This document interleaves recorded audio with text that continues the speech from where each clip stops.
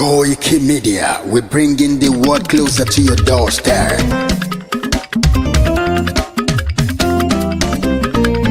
Koikimedia, Koikimedia, Koikimedia, we bringing the world closer to your doorstep. Koikimedia, Koikimedia, Koikimedia, we bringing the world closer to your doorstep. Àwa sálára àgbáyé àwa ló láṣà àti èdè gbígbédè lárugẹ nílẹ̀ Oòduà o àwa gangan ni bàbá. Koikimedia, Koikimedia, Koikimedia, we bringing the world closer to your doorstep. Dem never sabi wetin we carry for her, but e dey move closer before dem go sabi. I said dem never know wetin we carry for body, but e dey move closer before dem go sabi. ọ̀kín lọ lọ́jà ẹyẹ kìnìún ló ló lajú. ẹyẹ tó lórí kodò bí àdán ọgbẹ́jẹ lẹ́nu. Ká ṣiṣẹ́ fún ilẹ̀ bàbá wa, ká ṣiṣẹ́ fún ìlú bàbá wa, ká jùmọ̀ sowọ́pọ̀ ká lè gbódùdúwà ga. Odùduwà kò bá lè gbé wa. Ọmọ Odùduwà ṣe gírí, ẹ dìde fún ẹ̀tọ́ adúláwọ̀, ká lè jọ jùmọ̀ gbé délẹ̀ ìlérí, ká wálé gba ògo ilẹ̀ wa, ká ṣiṣẹ́ ká lè jọ gbàdé, ká lè gbàdé adé adúláwọ̀, àwa ni mọ̀lẹ̀ tí yóò tàn káàkiri. pé ọmọ Odùduwà ni wá. Koikimedia, àwa là ń gbé tó lárugẹ. ètò tó pọ̀jù owó tiwa mọ́ ni. Kásá ẹgbẹ́ polówó ọjà wá kájé bùgbà yín jẹ. ètò tó pọ̀jù owó tiwa mọ́ ni.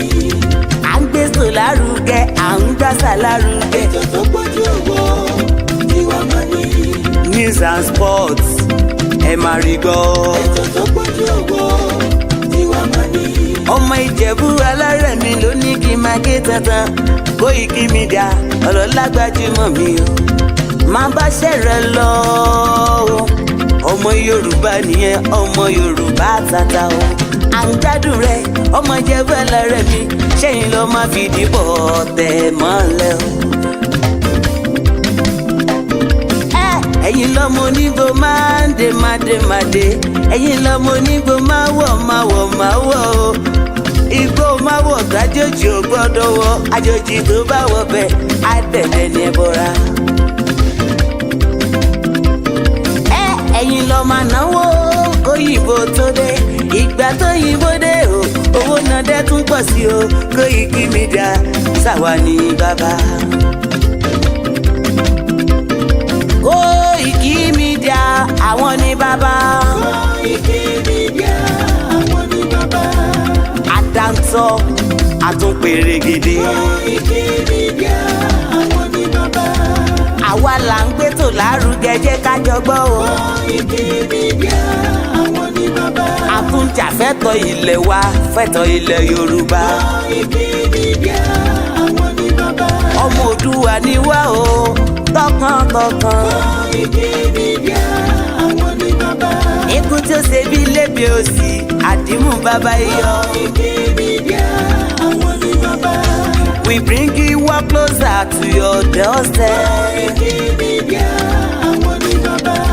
Afẹ́fẹ́ tó ń fẹ́ òòdùn kan kí oko lára ni. Koikimedia àwọn ní bàbá.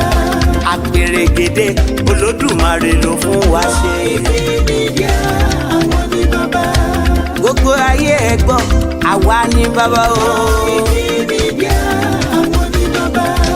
Ẹ máa bọ̀ wá ẹgbẹ́ polówó ọjà yín wá o. Koikimedia àwọn ní bàbá. Odùduwà la gbé dání, òtítọ́ la gbé dání. Koikimedia àwọn ní bàbá. A kì í sọ̀dálẹ̀, a kì í sóníkèéta. Koikimedia àwọn ní bàbá. A dúró tán, a tún pèrègèdè. Koikimedia àwọn ní bàbá. bringing work closer to your doorstep. Koikimedia is around To give us latest. Is around To give us latest. Ladies and gentlemen, Ẹ mú kalẹ̀ sílẹ̀, ẹ tẹ́tí ẹ gbọ́ ètò tó kojú gbogbo. ladies and gentlemen, Ẹ mú kalẹ̀ sílẹ̀, ẹ tẹ́tí ẹ gbọ́ ètò tó kojú gbogbo. Koikimedia is around. To give us latest. Koikimedia. ọmọ Ìbàràpá lápapọ̀ ẹ̀jẹ̀ adúpẹ́ lọ́wọ́ àkí ọmọ Yorùbá lápapọ̀ tìlé tó kó ẹ̀mí àbọ̀ ẹ̀bá nǹkan Adéyẹmọ Chief Sunday Adéyẹmọ Ìgbòho orúkọ ńlá tí ń jámọ̀ láyà bí àrá orúkọ tó ń dẹrù bo lórúkọ gan-an ọmọ Yorùbá ẹ má sùn o torí pé bùrà a kò lè fojú kégbodò láyé títa ríro lẹ̀dá ń kọlà wúrà tó máa dán alànà kọjá dandan o ọ̀wọ́n irin ní má bẹ̀rẹ̀ wọ̀nà ẹ̀dá kan ò lè ṣì wá lọ́nà mọ́ ẹjẹ́ àfìmọ̀ṣọ̀kan ká lè débi re ẹjẹ́ àjọ gbárùkù ti Sunday Ìgbòho ṣá ọmọ Ìgbòho mọ̀rẹ́ nílùú Alágbàdo Òde ọmọ atapẹ̀tẹ̀ wọnú omi ọmọ gègèlè wodò sànyà ìsànyà ò rẹ́ràn bàbá yín láàrin ìdí omi kò sì náà ń kán sí yín lẹ́nu ọmọ òkúta mẹ́ta òkè Ìgbòho ìkan ń ṣe yín ní dábọ̀dàbọ̀ ìkan ní mọ́ rọra ìkan tó kù nígbà tí wọ́n ò mọ̀ Ìgbòho mọ̀rẹ́ kí ló dé Ìgbòho mọ̀rẹ́ sí ọmọ òpópó sanran ìgbàgede Ìgbòho sùn wọn láláìsí bẹ̀rẹ̀ wọn ní kó ní bẹ̀rẹ̀ ó máa kó bẹ̀rẹ̀ lọ ẹ̀sìn òní bímọ méjì ní Ìgbòho mọ̀rẹ́ bẹ́sìn bá bímọ méjì ní Ìgbòho àfikàn pọpọ sí amúkan yòókù bọ sànyà àtúmúyà rẹ̀ tí ò lọ́rọ̀ gbọ́ àfiṣẹrù wálé wàrà mòjé ọmọ onílé ọlà àwọn àjòjì tó ń ṣe ségesège tọ́láwọn ò ní bomi kó sí mu wọ́n láwọn ò ní bomi sànyà wẹ́sẹ̀ ìgbà tójú kò fi rí ńkọ́ gbogbo wọn náà sáré bomi kó sí mu wọ́n sì bomi sànyà wẹ́sẹ̀ ọmọ abẹ́rẹ́ mẹ́ta òde ayé ọ̀kan ṣẹ́ ọ̀kan tẹ̀ ọ̀kan tó kù ní gbogbo ayé tí ránṣọ kiri gbogbo ọmọ Yorùbá Sunday Ìgbòho onírèlẹ̀ láéláé torí àbá lásán nìkan ń dá òkúta ò ṣe gbé fún wọn o ìmọ̀ràn lásán ni ti balùwẹ̀ kò pọ́sibú kó dòdò láyé ń bí ó kún díẹ̀ títọ́ domi láéláyé ìtọ́ mi lè domi Sunday Ìgbòho arógun má ti dí tó ń jà fẹ́tọ̀ Yorùbá ní tilé tó kó. ẹ jáde wá ẹ jẹ́ ká lọ kọ́nà sọ̀rọ̀ sókè lọ́sẹ̀ yìí ó fún mi níra wa. Yorùbá wà lọ̀rọ̀ ìkàn pátápátá la sì ń lọ́gbọ̀n ẹ̀tàn tantan sétí ọmọ aládé gbogbo nígbàgbọ́ wípé bẹ́ẹ̀ ṣe ń gbọ́ lẹ́yìn náà mọ̀ sọ fún àwọn yòókù kárí ilé kárí oko tí gbogbo wọn sì péjú pésẹ̀ síbi ìwọ́de àlágbá yamuyamu tàlújá tó ń bọ̀ lórílẹ̀‐èdè Amẹ́ríkà yìí ti Yoruba Nation Diaspora Mega Rally in alliance with Yoruba World Media àti Yoruba Nation Self-Determination parapọ̀ dọ̀kan ṣàgbékalẹ̀ New York Super Mega Rally ọjọ́ mẹ́ta gbáko ló máa fi wáyé bẹ̀rẹ̀ látọjọ́ ìṣẹ́gun Tuesday ọjọ́ kọkàndínlógún oṣù kẹsàn-án títí di ọjọ́bọ̀ Thursday ọjọ́ kọkànlélógún oṣù kẹsàn-án bákan náà látago 7 òwúrọ̀ títí di agogo 4 ìrọ̀lẹ́ New York Times láti máa péjú pésẹ̀ gbóhùn sókè rárá fáyé gbọ́ wípé ó tó gẹ́ Yorùbá self-determination is our right Yorùbá fẹ́ dá dúró a fẹ́ kúrò lọ́wọ́ ẹ̀tàn a fẹ́ kúrò nínú ìnira orílẹ̀-èdè Nàìjà bá a sì ń rọ gbogbo àwọn èèyàn wa jákèjádò àgbáyé tó ń bọ̀ wá síbi rálì yìí wípé ká pàdé lọ́jọ́rú 20 oṣù kẹsàn-án ní rally location 78 UN General Assembly 405 West 45 Street New York City New York 10017 fún ẹ̀kúnrẹ́rẹ́ àlàyé síwájú sí tàbí fún ọ̀kan ọ̀jọ̀kan ìbéèrè tẹ́ bá ní ẹ kàn sí wa látòrí èyíkéyìí wẹ́bsáìtì yìí www.megarally.org tàbí www.yorubaworldmedia.com ó sì lè jẹ́ www.ysdm.org bákan náà ni ẹ lè pè tàbí kẹ́ fi àtẹ̀jíṣẹ́ sọwọ́ sí Prophet Ayọ̀délé Ológunlolúwa lórí +1 803 846 1116 Mrs. Jùmọ̀kẹ́ Ògúnlẹ́yẹ lórí +1 347 703 7819 Dr. Sabi lórí +447 440 715 542 Mr. Gani Alágbàlá lórí +1 713 875 3339 Koikimedia lórí +447 594 050 979 Ìyálóde YSDM lórí +447 442 177 677 Mr. Abiodun Ojo lórí +1 347 301 8360. ẹ má gbàgbé wípé a fẹ́ kí gbogbo ènìyàn tó bọ̀ lágbàáyé ti wà ní sẹpẹ́sẹpẹ́ ní venue lọ́jọ́ Wednesday 20 oṣù kẹsàn-án lọ́jọ́ tó jẹ́ D-Day gan láti sọ fún gbogbo ayé wípé ó tó gẹ́. kọ́nà sọ̀rọ̀ sókè lọ́sẹ̀ yìí ó fún mi níra wa.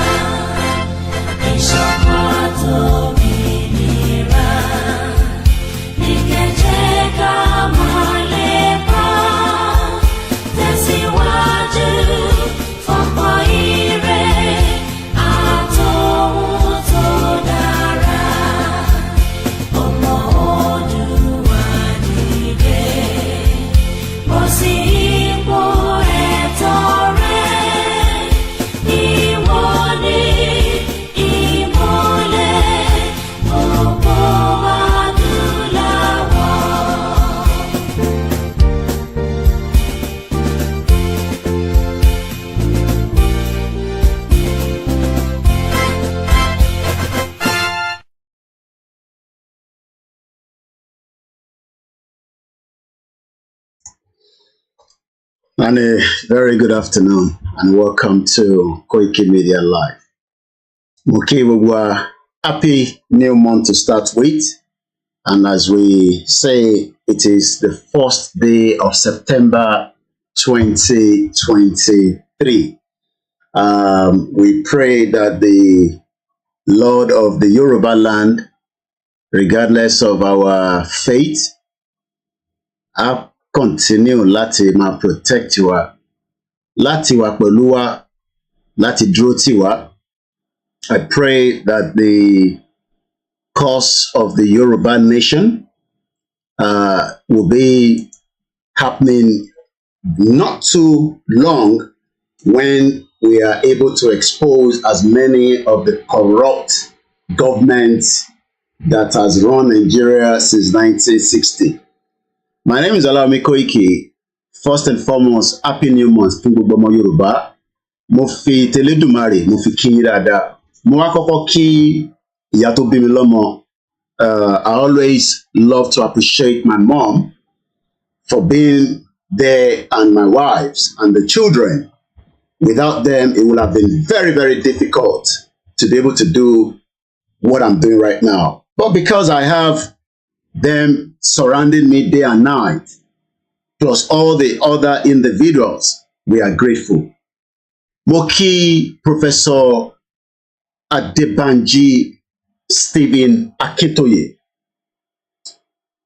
the oracle of our time, for really coming out at this very important time in the history of Yoruba people, standing firm at 88 without looking back, refused to be corrupted because of the system that Nigeria has set up.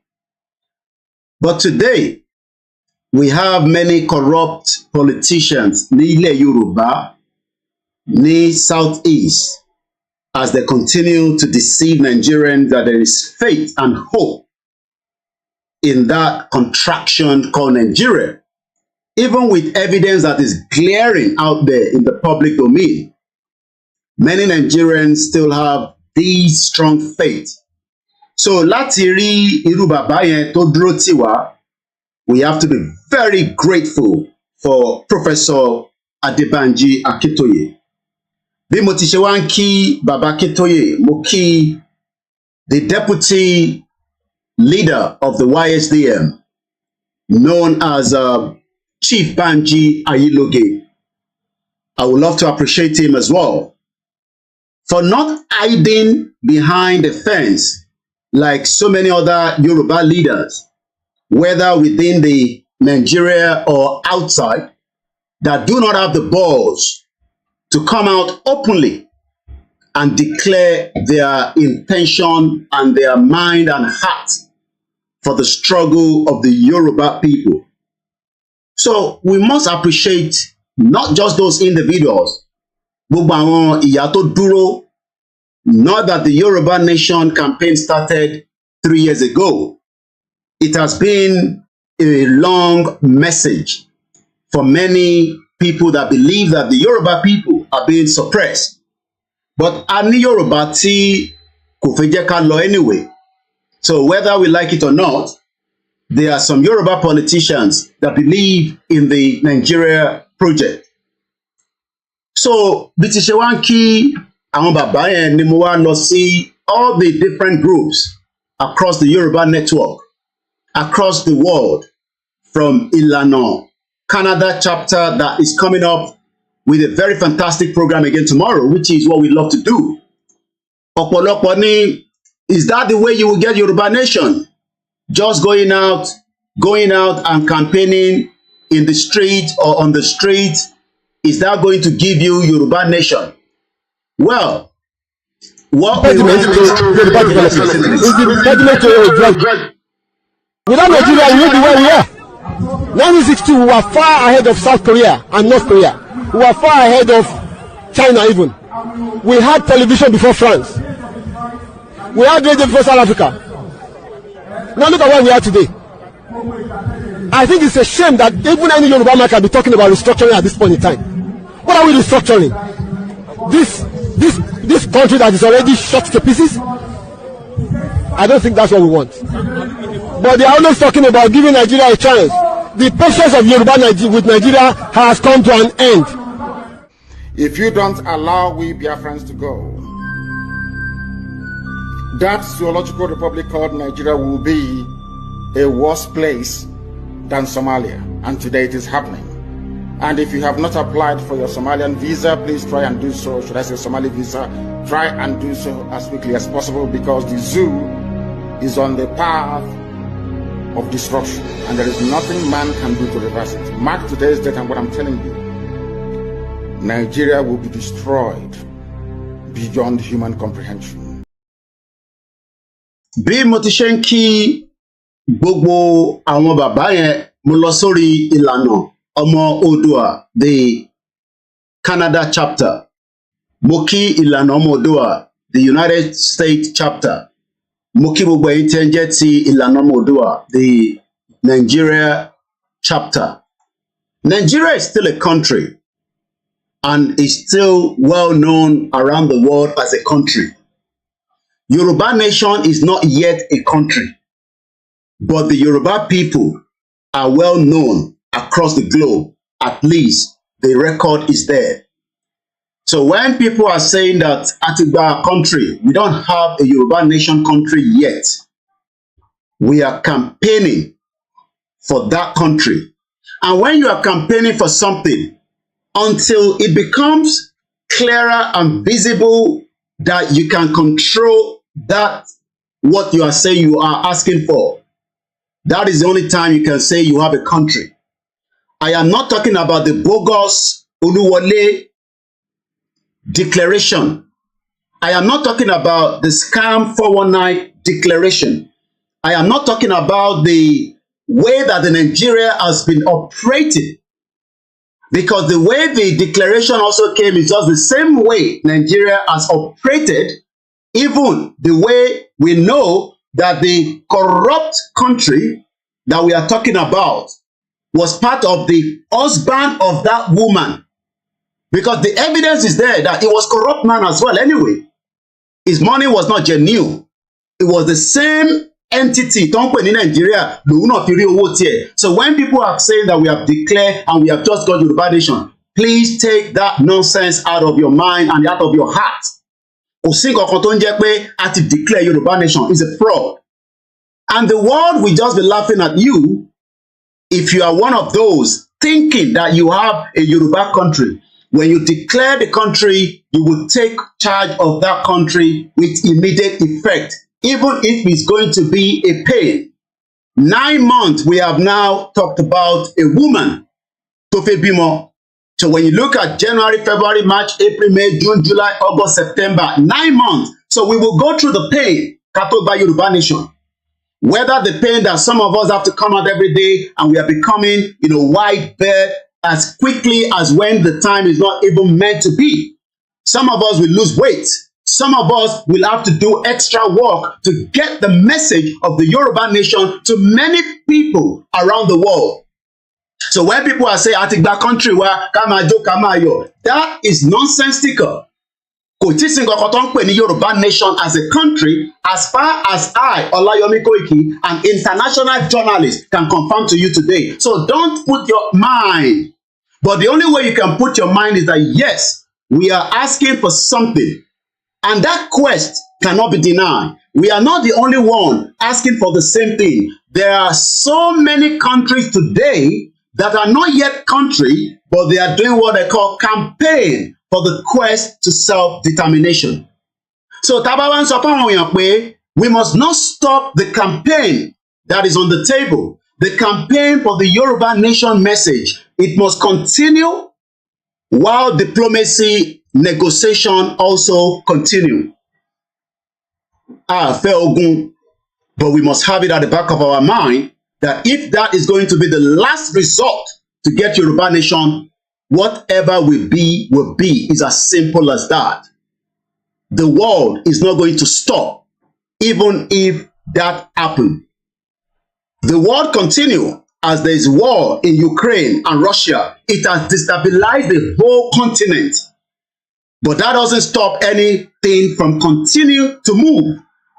So that is why we must appreciate when people that are still ready to put the message out there, like Ilana, Omo Odua, the Canada chapter, Tamagbe message, the love and the Yoruba message to the people of Canada. Not literally that Justin Trudeau that spoke to Bola Ahmed Tinubu would literally accept us as a country, but we must continue to put it in their face that we, the Yoruba people in Canada, we love to live in Canada. We want to work with Canada. We want to do as Canadians are doing, but we do not want that relationship with Canada under the word Nigeria. We want to have a new policy. We want to have our own ways of having a representative where you do not have to be looking for your ambassador in Canada as a Nigerian citizen. Some of you must start to understand that the Yoruba Nation is not about the Oluwole declaration. It's about having a system that must set up when the right time comes that will be able to present to Canadian president or prime minister rather, Justin Trudeau, to the other countries around the world with facts and figures that the Yoruba people have the right, just like so many other countries.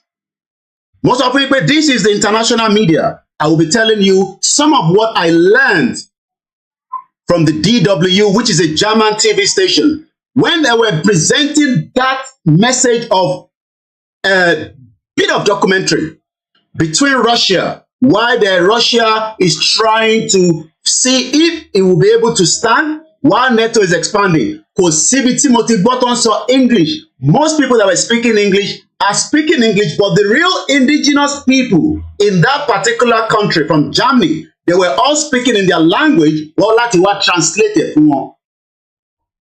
But that is not where we are going. I am just preparing our mind because the images that we are going to discuss today is about the criminal that is now your Minister for Finance, Minister for Budget and Planning, known as Atiku Abubakar Bagudu, is a criminal. But today, the same set of criminal is what Bola Ahmed Tinubu loves so much, just like we saw in Ibori. Ibori was a criminal. He was charged here in UK until he served his sentence, just like Ike Kirimadu. We are waiting on October 2nd for the case of also Dezeni, because he has been charged by the National Crime Agency for fraud. But we are going to talk about this 419 that Bola Tinubu loves so much. When there's still so much money, they now become powerful, and people will tell you, go and speak to your representative. This your representative will support you for self-determination. Do you think that somebody like Bagudu, the former Kebbi State governor, will endorse and support the right to self-determination, knowing fully well that according to the information that we are going to share with you that is in the public domain, he stole nothing less than $120 million. That is what we know. Cash out of Nigeria during the time of Sani Abacha. I was listening to the senior advocate of Nigeria. I will also share that with you today, Mr. Femi Falana. I believe that video was recorded today, or probably, I don't know, but As at the time it was shared with me, it was only 2 hours that they uploaded it. It was all less than 30 minutes. I listened to every part of what he was saying. And what I wanted to say today is almost the same thing that he's also taking Lori. 5 billion Abacha lending cannot be accounted for. But we are not talking about the 5 billion. We are talking about people that were the courier moving money on behalf of Abacha. Bagudu, Atiku Abubakar was one of them. He's the former governor of Kebbi State for 8 years. He has now also been given a new position by the current dispensation, Bola Ahmed Tinubu, to manage and plan budget. Imagine somebody that stole so much money during Abacha, help Abacha to move Nigerian wealth, is now the same minister under the same APC. We're going to come back to that. Let's first focus again. In Canada tomorrow, Yoruba, we love to give excuses. I am not going to be available. If be busy. I want to everybody is busy, okay? Gbogbo wa náà la busy. Kò sẹ́ni tó busy láyé. You must be busy because even if you don't have anything to do, you must just be busy. But a máa fi àsìkò sílẹ̀ ni. So when they are calling us to come out to showcase why we want Yoruba Nation, as it is stated in the flyer in front of us, the Yoruba Nation diaspora in Toronto, Canada. This is a month that the world is also going to be gathering in New York. But we must start from tomorrow, where our message of hope to the Canadian citizen that the Yoruba people, as well as many other countries, also want to have their own independence. Whether Bola Tinubu government is still working with Nigeria, they will continue to work because Nigeria is still what? A country. Illusion in Nigeria. So Nigeria is a country tí any country around the world is going to work with, they will work with them. Because Nigeria is a country, according to the United Nations. Nigeria is a sovereignty. But Nigeria is not a country. But the international community do not know that. Most international community do not know that. All they know is that there's Nigerians, and under Nigeria, there are many as 350 ethnic groups. So how do we manage those groups? Is what we are now saying that we don't want to manage them. Trying to manage them is a fraud. Could it work? Like I said, I also listened to Channels Television. I think that was the morning program. We shared something out of that. The guy said Nigeria has been sitting on the keg of time bomb. The other one said they've been saying that for a very long time. And I laugh. Even Falano, the senior advocate of Nigeria, said there is now tendency that there will be coup in Nigeria. It's just a matter of time. So our gbọ́dọ̀ continue since we have not got that country yet. And those that keep saying that, but it's taking longer to get a country. Stupid people. You think country is like Oju Elegba and Okoko Maiko. We are talking about something that will be the final straw that will bring Nigeria down. It will take everything that needs to go inside it. Gbogbo nǹkan ló máa gbà. Lára tó máa gbà, òun náà ni ká continue rally. When people say we don't need rally anymore, why did you say rally? Oh my God. How many people know about you in the first place that you say you have done a lot of rally, you have done a lot of protest? That is more than enough. We should stop that rally now. Scotland, that is well known. Kò sí ẹni tí kò mọ̀ Scotland. Even Nigerians know Scotland more than Yoruba Nation campaign. You know why? Because there's Scottish football. People know that when you go to Scotland, you are likely to go and study something that will have to do with petroleum because they have a lot of petroleum resources in Scotland. When you are going to Scotland, people know that it is colder than down here in England.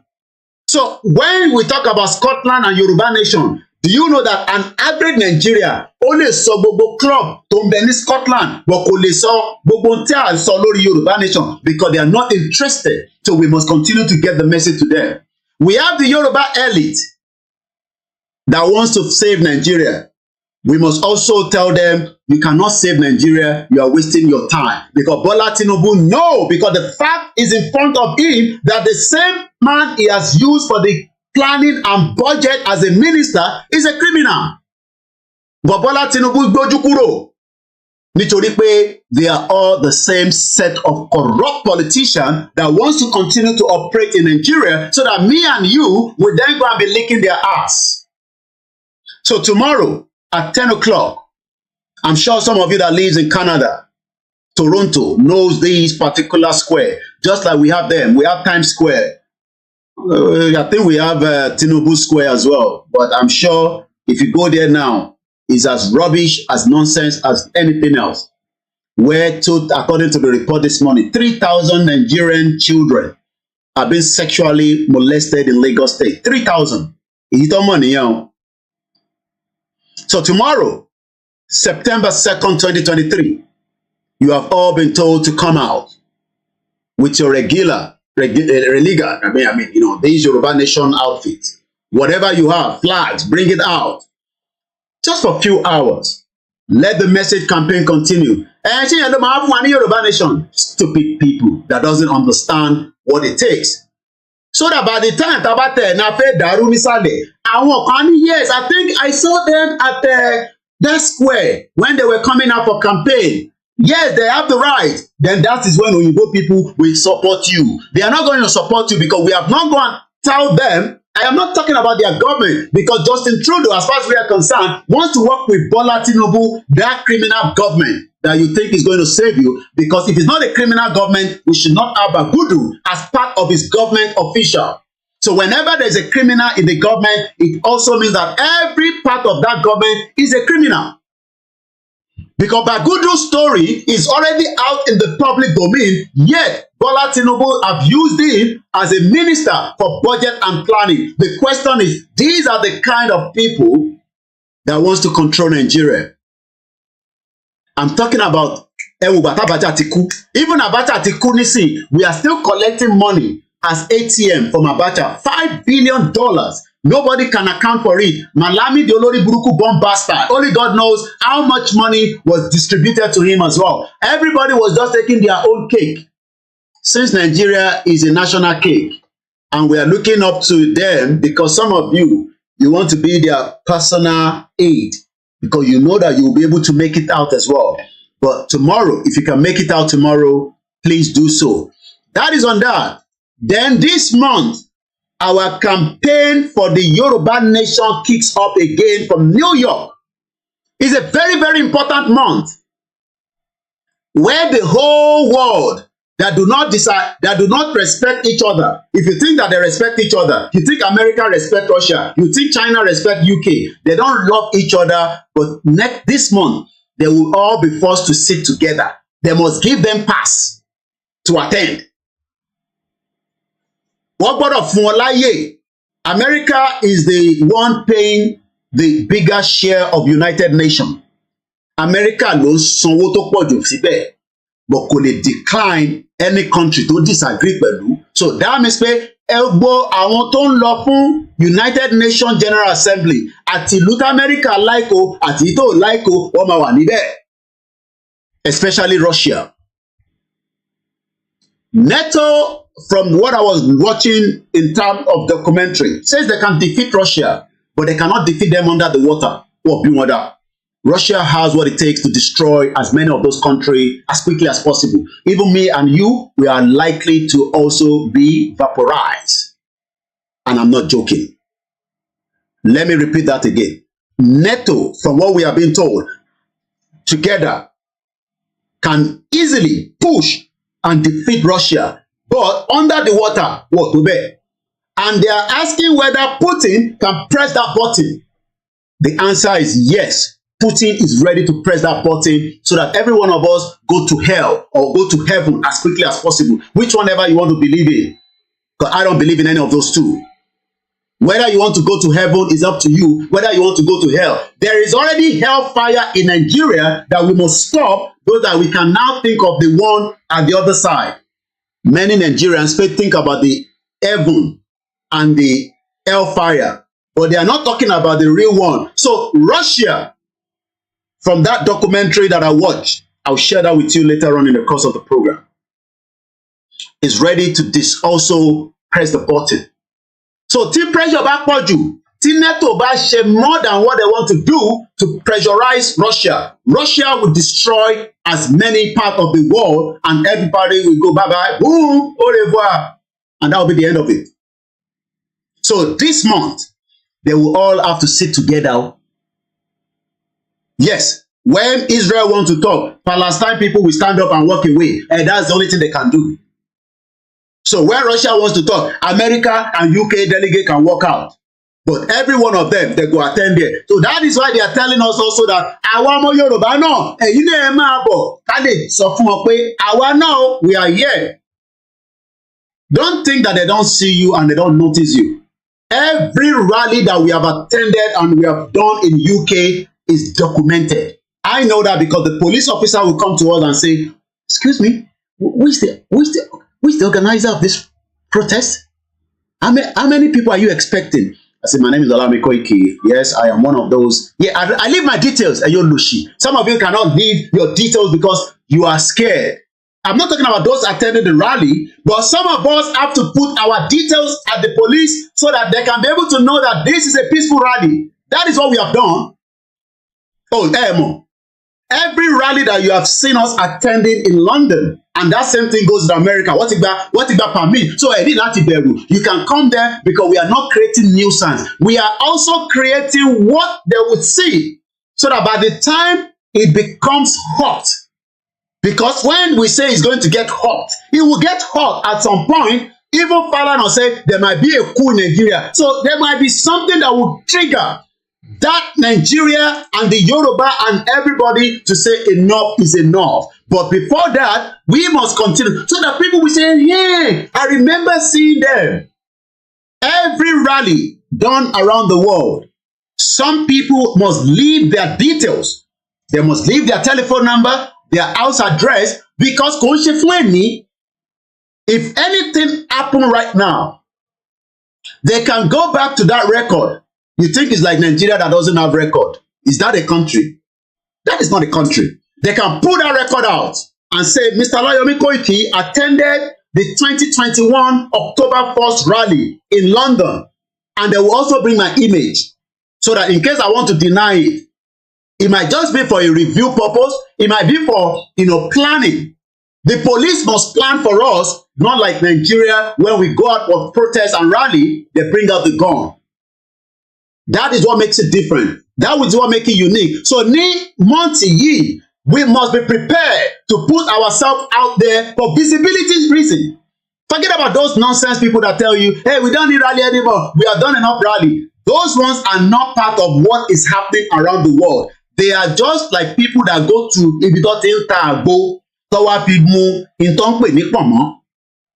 We are talking to intelligent people that says that we don't want a war, but we can push and push and push for diplomacy. And if you want a diplomacy, you must first start with the United Nations. Not that they're going to give you a country, but the visibility must be there. We must be able to showcase that the Yoruba Nation struggle has nothing to do with this criminal government. You can see the two of them. That is a criminal government because Bagudu stole $120 million cash that I will be able to read from the international consortium journalists that put the information out. So this is what makes us different. This is what makes the Yoruba different when we say, Nija, but àwọn ọmọ Yoruba á fi ọpọlọ wọn wọ́n. So ọpọlọ yẹn ẹ gbọ́dọ̀ gbé jáde again this month. So I know we are all busy people. We have families, we have this. But let us plan for those days. And let's listen to this. When we come back, we will start the full program that we are discussing this afternoon. It is the first of the month of September 2023. My name is Olami Koiki. And the time now is just coming up to 17:26 for record purpose, because the future generation will at least know that we stood against these corrupt politicians.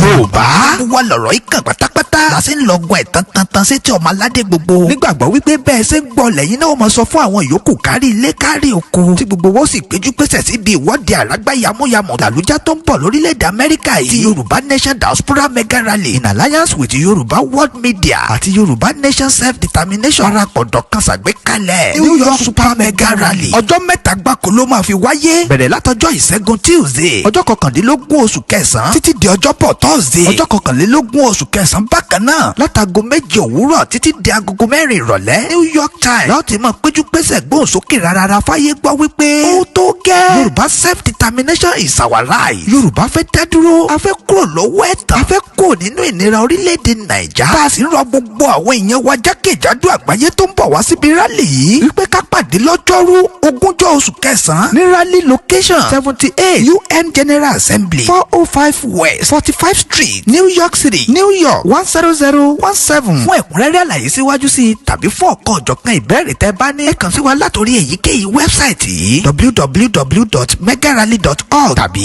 www.yorubaworldmedia.com ó sì lè jẹ́ www.ysdm.org bákan náà ni ẹ lè pè tàbí kẹ́ fi àtẹ̀jíṣẹ́ sọwọ́ sí Prophet Ayọ̀délé Ológunlolúwa lórí +1 803 846 1116 Mrs Jùmọ̀kẹ́ Ògúnlẹ́yẹ lórí +1 347 703 7819 Dr Sabi lórí +447 440 715 542 Mr Gani Alágbàlá lórí +1 713 875 3339 koikimedia lórí +447 594 050 979 Ìyálóde YSDM lórí +447 442 177 677 Mr Abiodun Ojo lórí +1 347 301 8360. ẹ má gbàgbé wípé a fẹ́ kí gbogbo ènìyàn tó bọ̀ lágbàáyé ti wà ní sẹpẹ́sẹpẹ́ ní venue lọ́jọ́ Wednesday ogúnjọ́ oṣù kẹsàn-án lọ́jọ́ tó jẹ́ dídé gan láti sọ fún gbogbo ayé wípé ó tó gẹ́.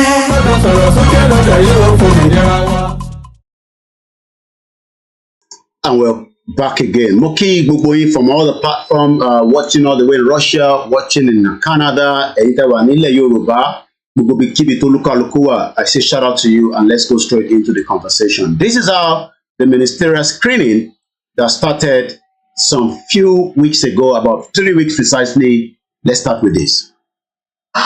Distinguished colleagues, we have before us the distinguished Senator Abubakar Atiku Bagudu,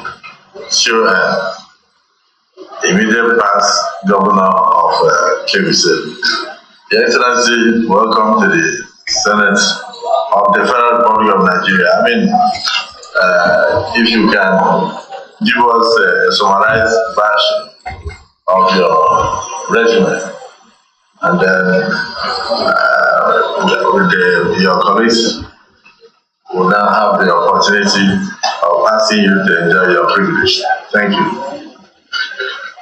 Thank you, Your Excellency, the President of the Senate, Senator Godswill Akpabio, the Deputy Senate President, the other Senate leaders, distinguished senators, especially my brother from Kebbi State, Senator Mohammed Adamu Alerumi, Senator Dr. Yahya Abdullahi, and Senator Garba Meduki.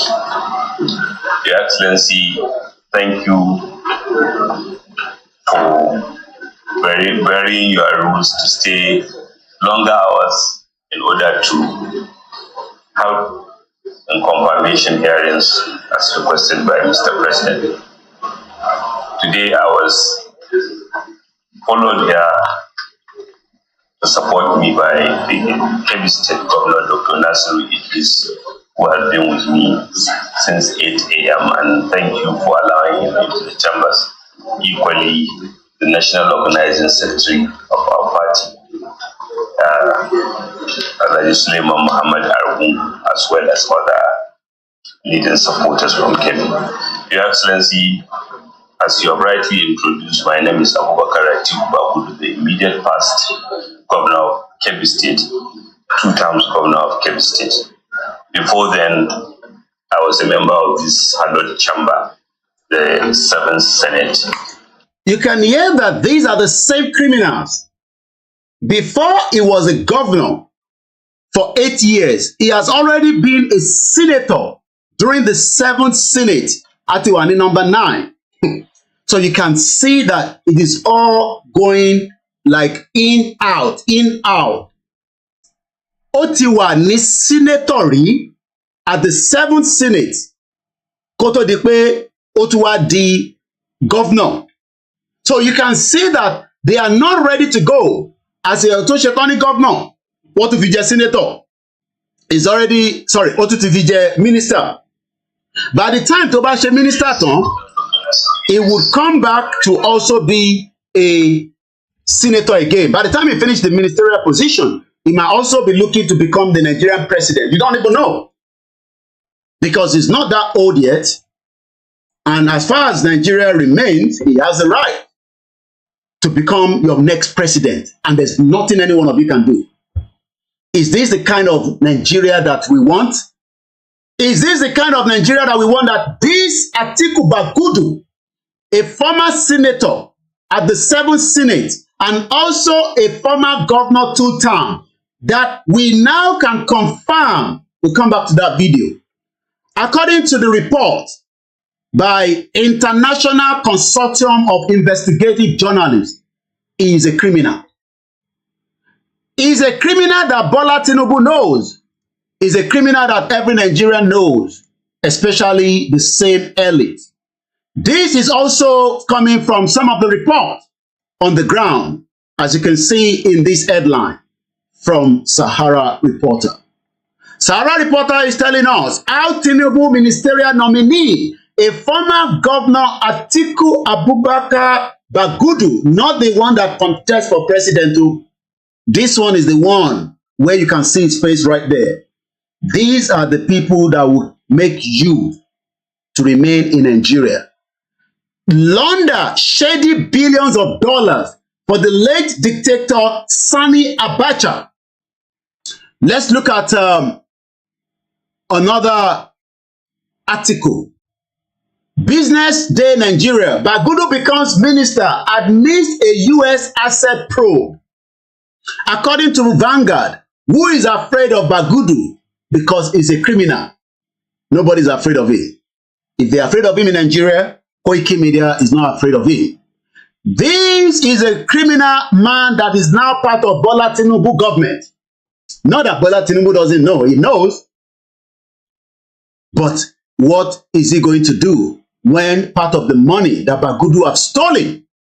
According to the Guardian, Nigeria, Bagudu, every one of them knows Bagudu. Let's go back again and listen to when he was being screened before the lawmakers. All the lawmakers and Akpabio, they are all criminals. And earlier than that, I served 2 years from 2010 to 2011 as member of the 6th Senate.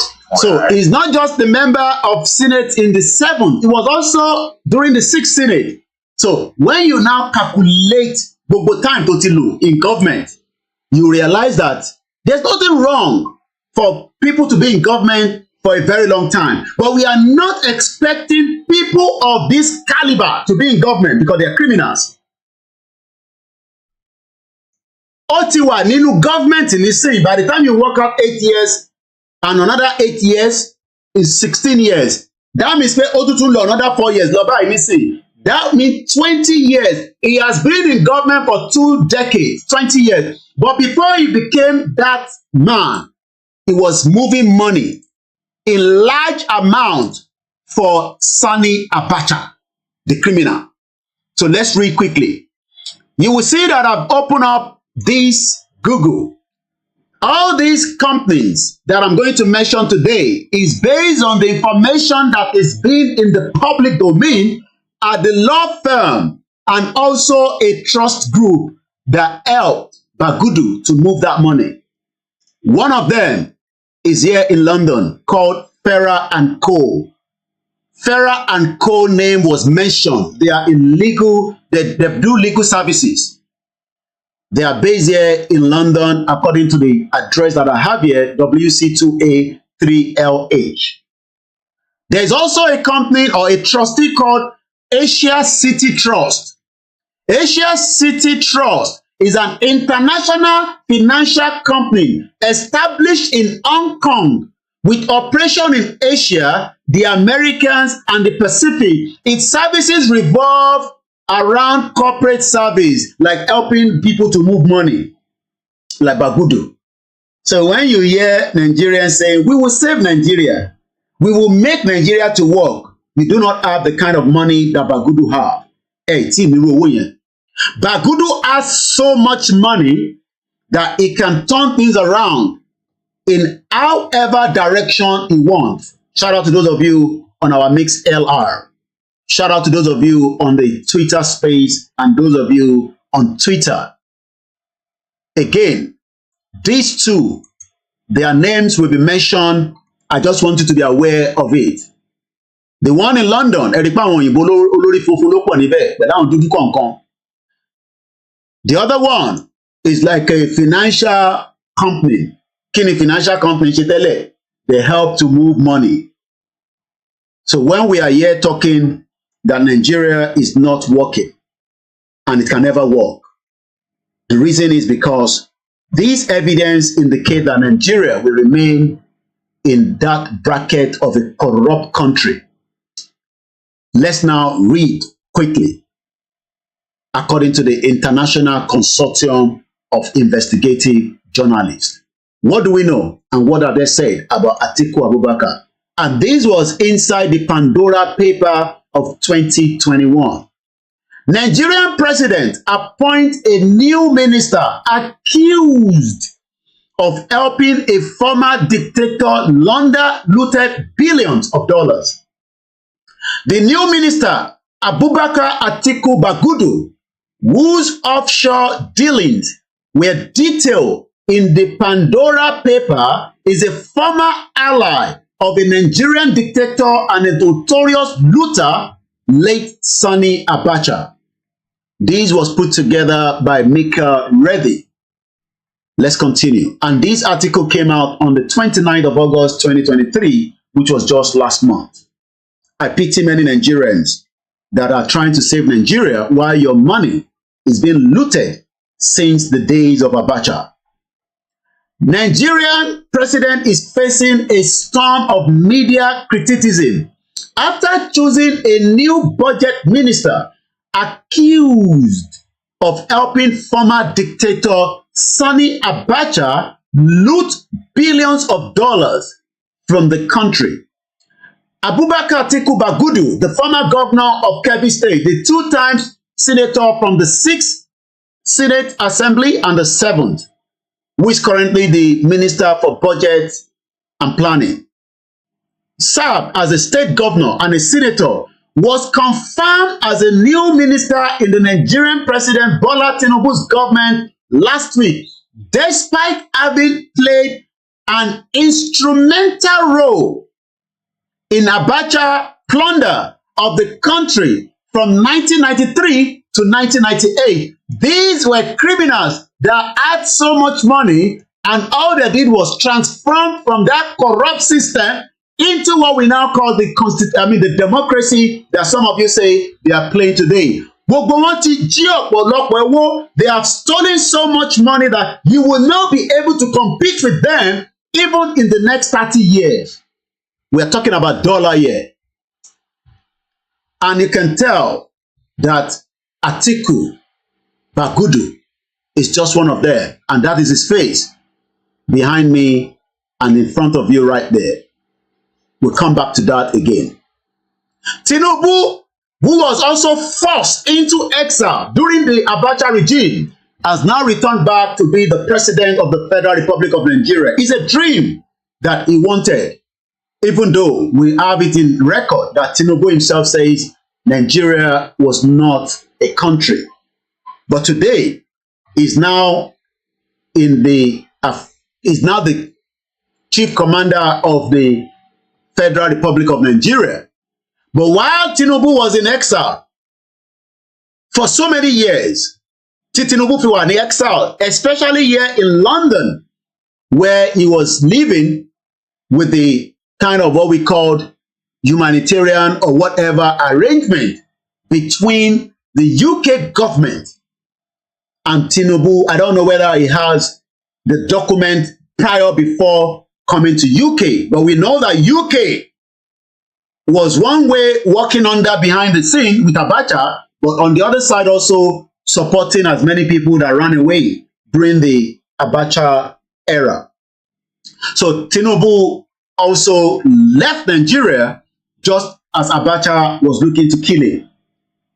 Tinubu, who was forced into the exile during Abacha regime, during the Abacha reign rather, assumed the presidency earlier this year in again what is known as a disputed election after a campaign during which he promised to rid Nigeria of the menace of corruption, and whereas corruption is smelling around Tinubu himself. Despite Bagudu's alleged role in the Abacha regime corruption, because while Tinubu was in exile, Bagudu was in Nigeria helping Abacha to move money because they are all the same clan. So Abacha did not need to kill or make Bagudu to go in exile. But those that were against Abacha, whether you're Yoruba or Igbo or other ethnic group, were out of Nigeria for a very long time until democracy came back again. And as at that time, somebody like Bagudu already have so much wealth that he can also share and dish out and say, I will be the kingpin of money donation.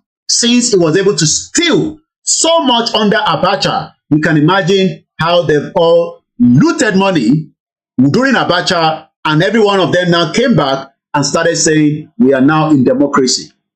So when Nigerians say we are in democracy, I laugh. You are in a democracy where money have been stolen out of the country for a very long time. Tinubu became political allies following the formation of the All Progressive Congress Party 2 years before 2015 election. What do we know so far? In a complaint from the year, the DOG accused Abacha, Bagudu, and other associates of systematically embezzling billions of dollars, not naira. Billions of dollars were embezzled, as we can confirm, of public funds. These are not their business money.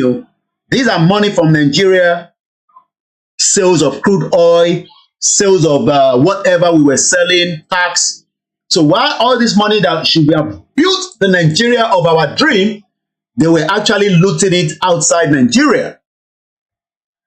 Embezzling billions of dollars of the public funds from Nigeria in the 90s. I'm sure some of you were not born. And those that are born know that Nigeria was almost a great country prior before the looting and the corruption and our dollar was destroyed. Today is almost $900 to 1 naira. The pound still 1,080, if I'm right, to 1 pound. So siphoning the money out of the country by a network of offshore companies. What do we know?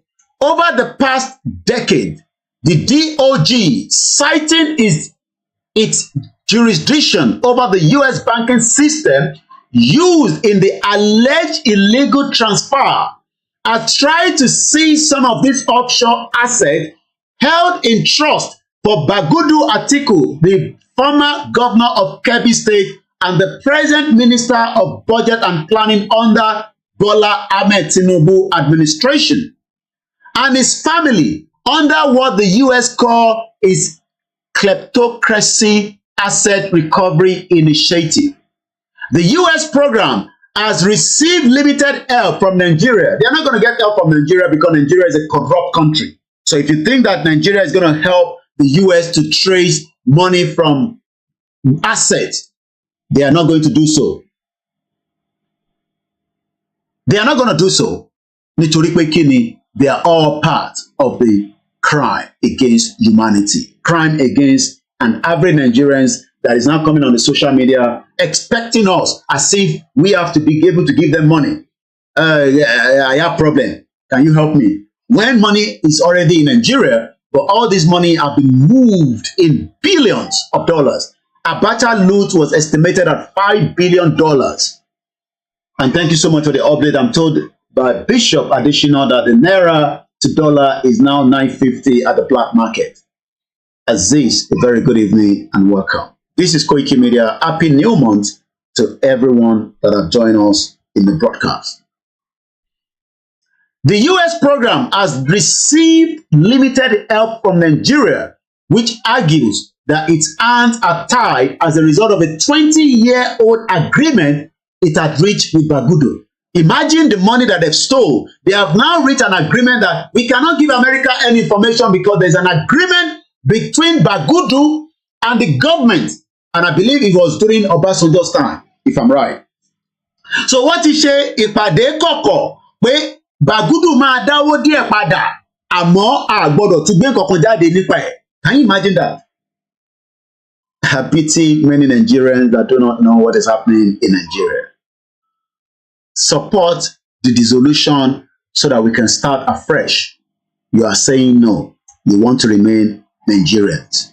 Since Abacha's death in 1998 that led to the 1999 democracy that is being practiced today, people like Bagudu already have the money to be part of that politics. All they need to do is just set up a political party, and at some point, they have to join other political parties to now have a formation, which is what they've done. Because about our record of Bagudu, we will see that he was probably under one political party with the wealth that he has stolen during Abacha time. But they have to remain relevant by being in the politics. Since Abacha's death in 1998, the Nigerian government has opted for a strategic of negotiation with his family and the associates in an attempt to recover the stolen fund. Imagine they have to negotiate with the family of Bagudu. What about negotiate so that that negotiation will keep Bagudu alive and continue to be part of the corrupt country that is called Nigeria and the corrupt administration of Bola Ahmed Tinubu. We keep about our prophet John Ogundele. So the reason why we are saying that it will be difficult to contest under a political party in Nigeria, you cannot win any seat in that election in Nigeria. That is why Sowore is struggling. He does not have the kind of money that Bagudu have. Stolen money. Again, since Abacha's death in 1998, the Nigerian government has opted for a strategic of negotiation with his family and associates in an attempt to recover the stolen funds. Abacha was just stealing, while Tinubu was in exile. But Tinubu has gone back. But rather than say, no, I'm not going to use Bagudu, but there's already negotiation among every one of them. So if you think that Yoruba Nation will come through from Bola Tinubu, you will live in a very long denial.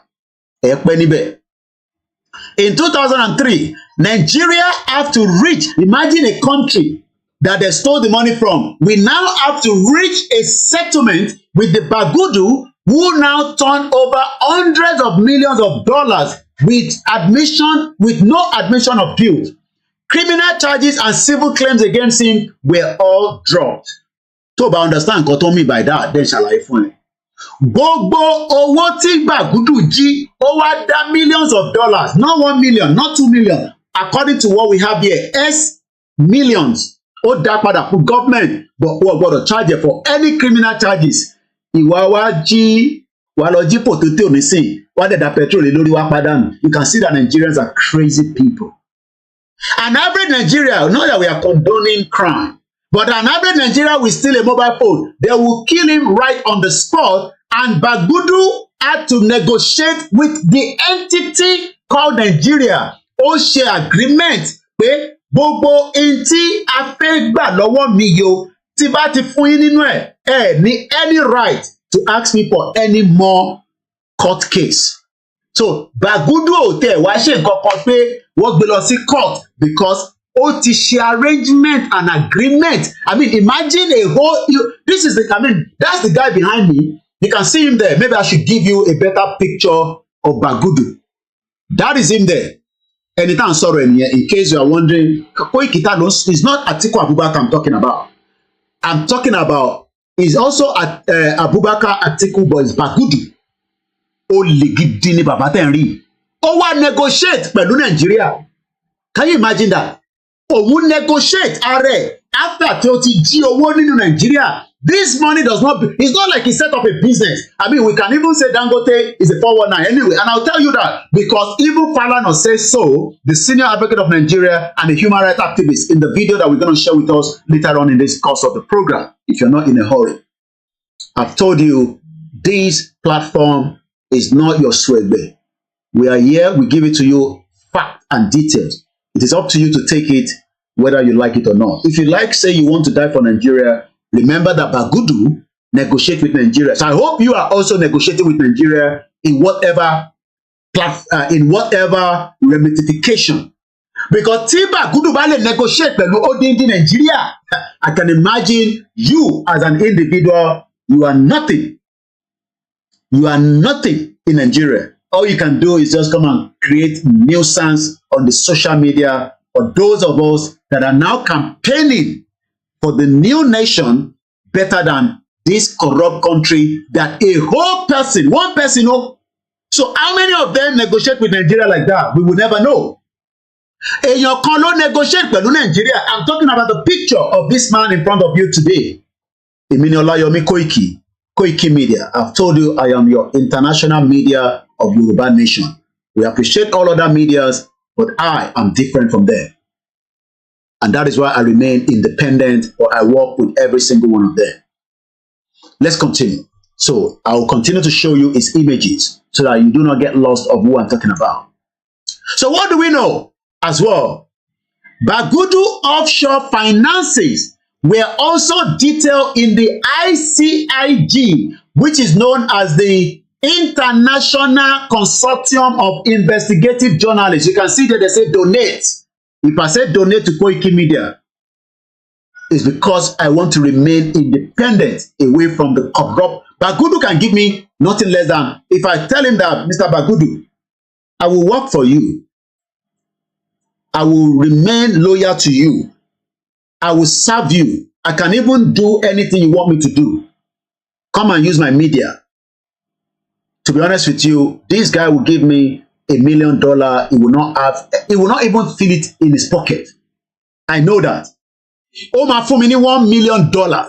But is it worth it? So that is why we prefer to say, give us that little from your own so that we can remain independent.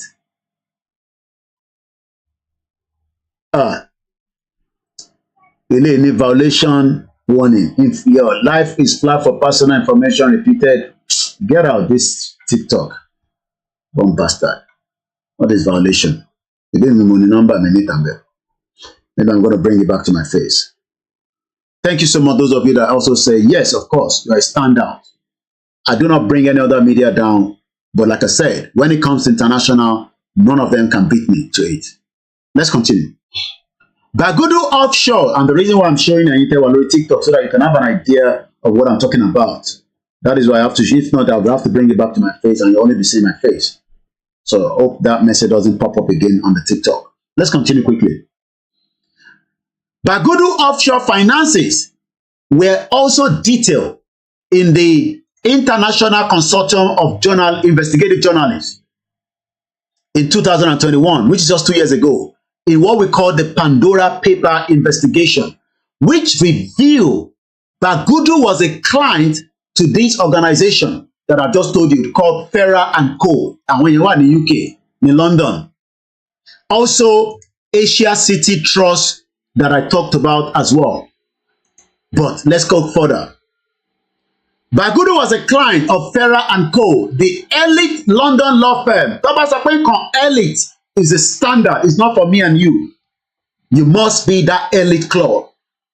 You can be elite if you are working hard and you have the money, but we want to also have a middle class that a country can work with and make sure that your life is okay. But that is not happening in Nigeria today. That is the reason why we are campaigning for Yoruba Nation, because people like Bagudu do not want the kind of country that we want. Odini is a criminal. Let's go further.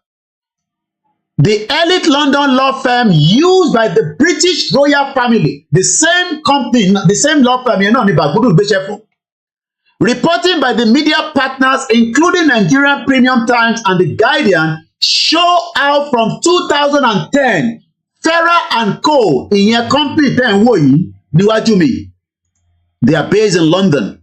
Even the royal family were told use them. So that means that their price tag will be very, very expensive if you're going to use them. Help Bagudu, not only Bagudu, the reason why I keep mentioning is state and is a minister under Tinubu, so that you do not mix in with Atiku Abubakar. Not that that one is okay as well, but we're talking about one person here, and I want to be clear about the person I'm discussing.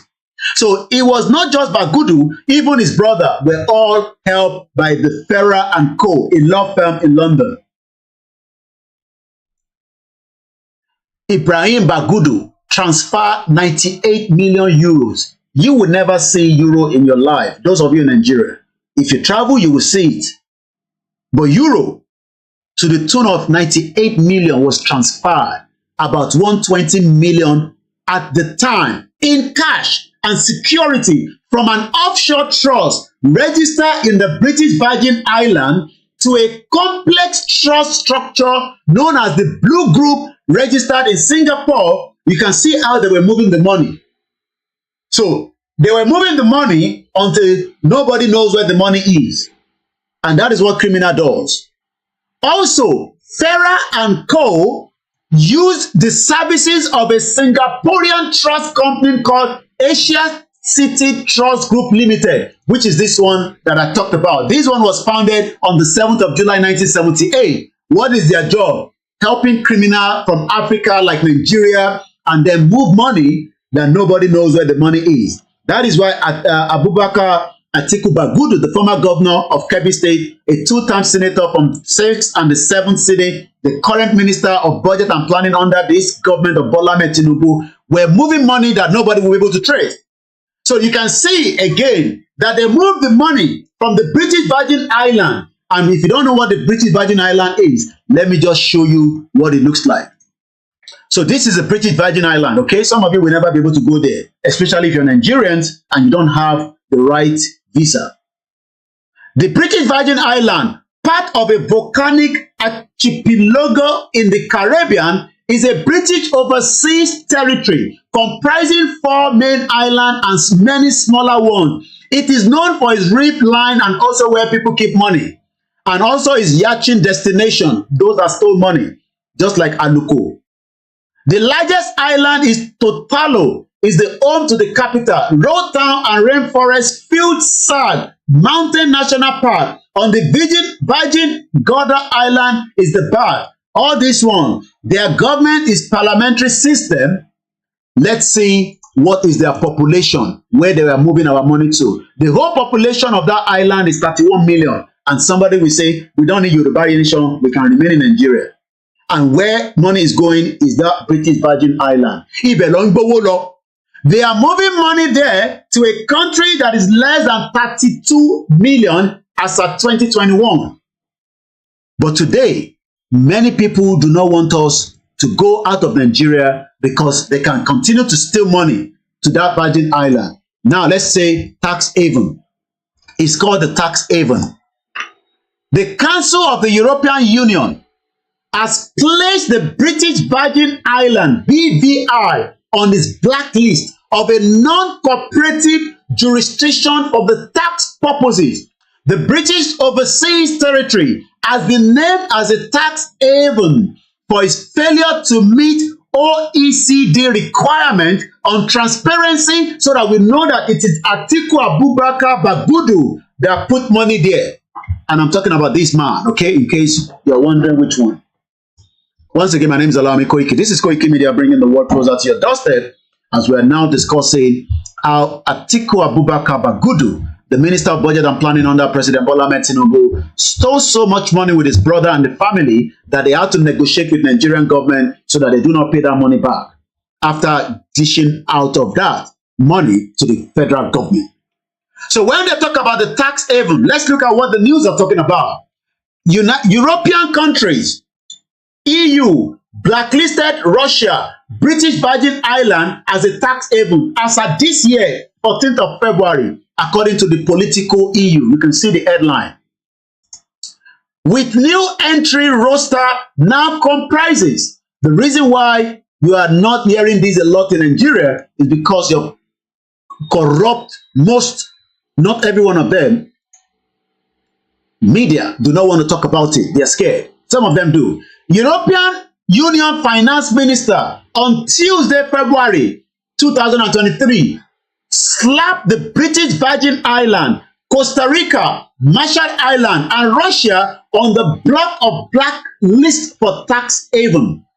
They have now updated the roster, now holds 16 countries with the new entrants as part of the European Union effort to name people like Bagudu and shame people like them in Nigeria, foreign nation that says it helps facilitate services that allow companies and wealthy people to avoid paying tax.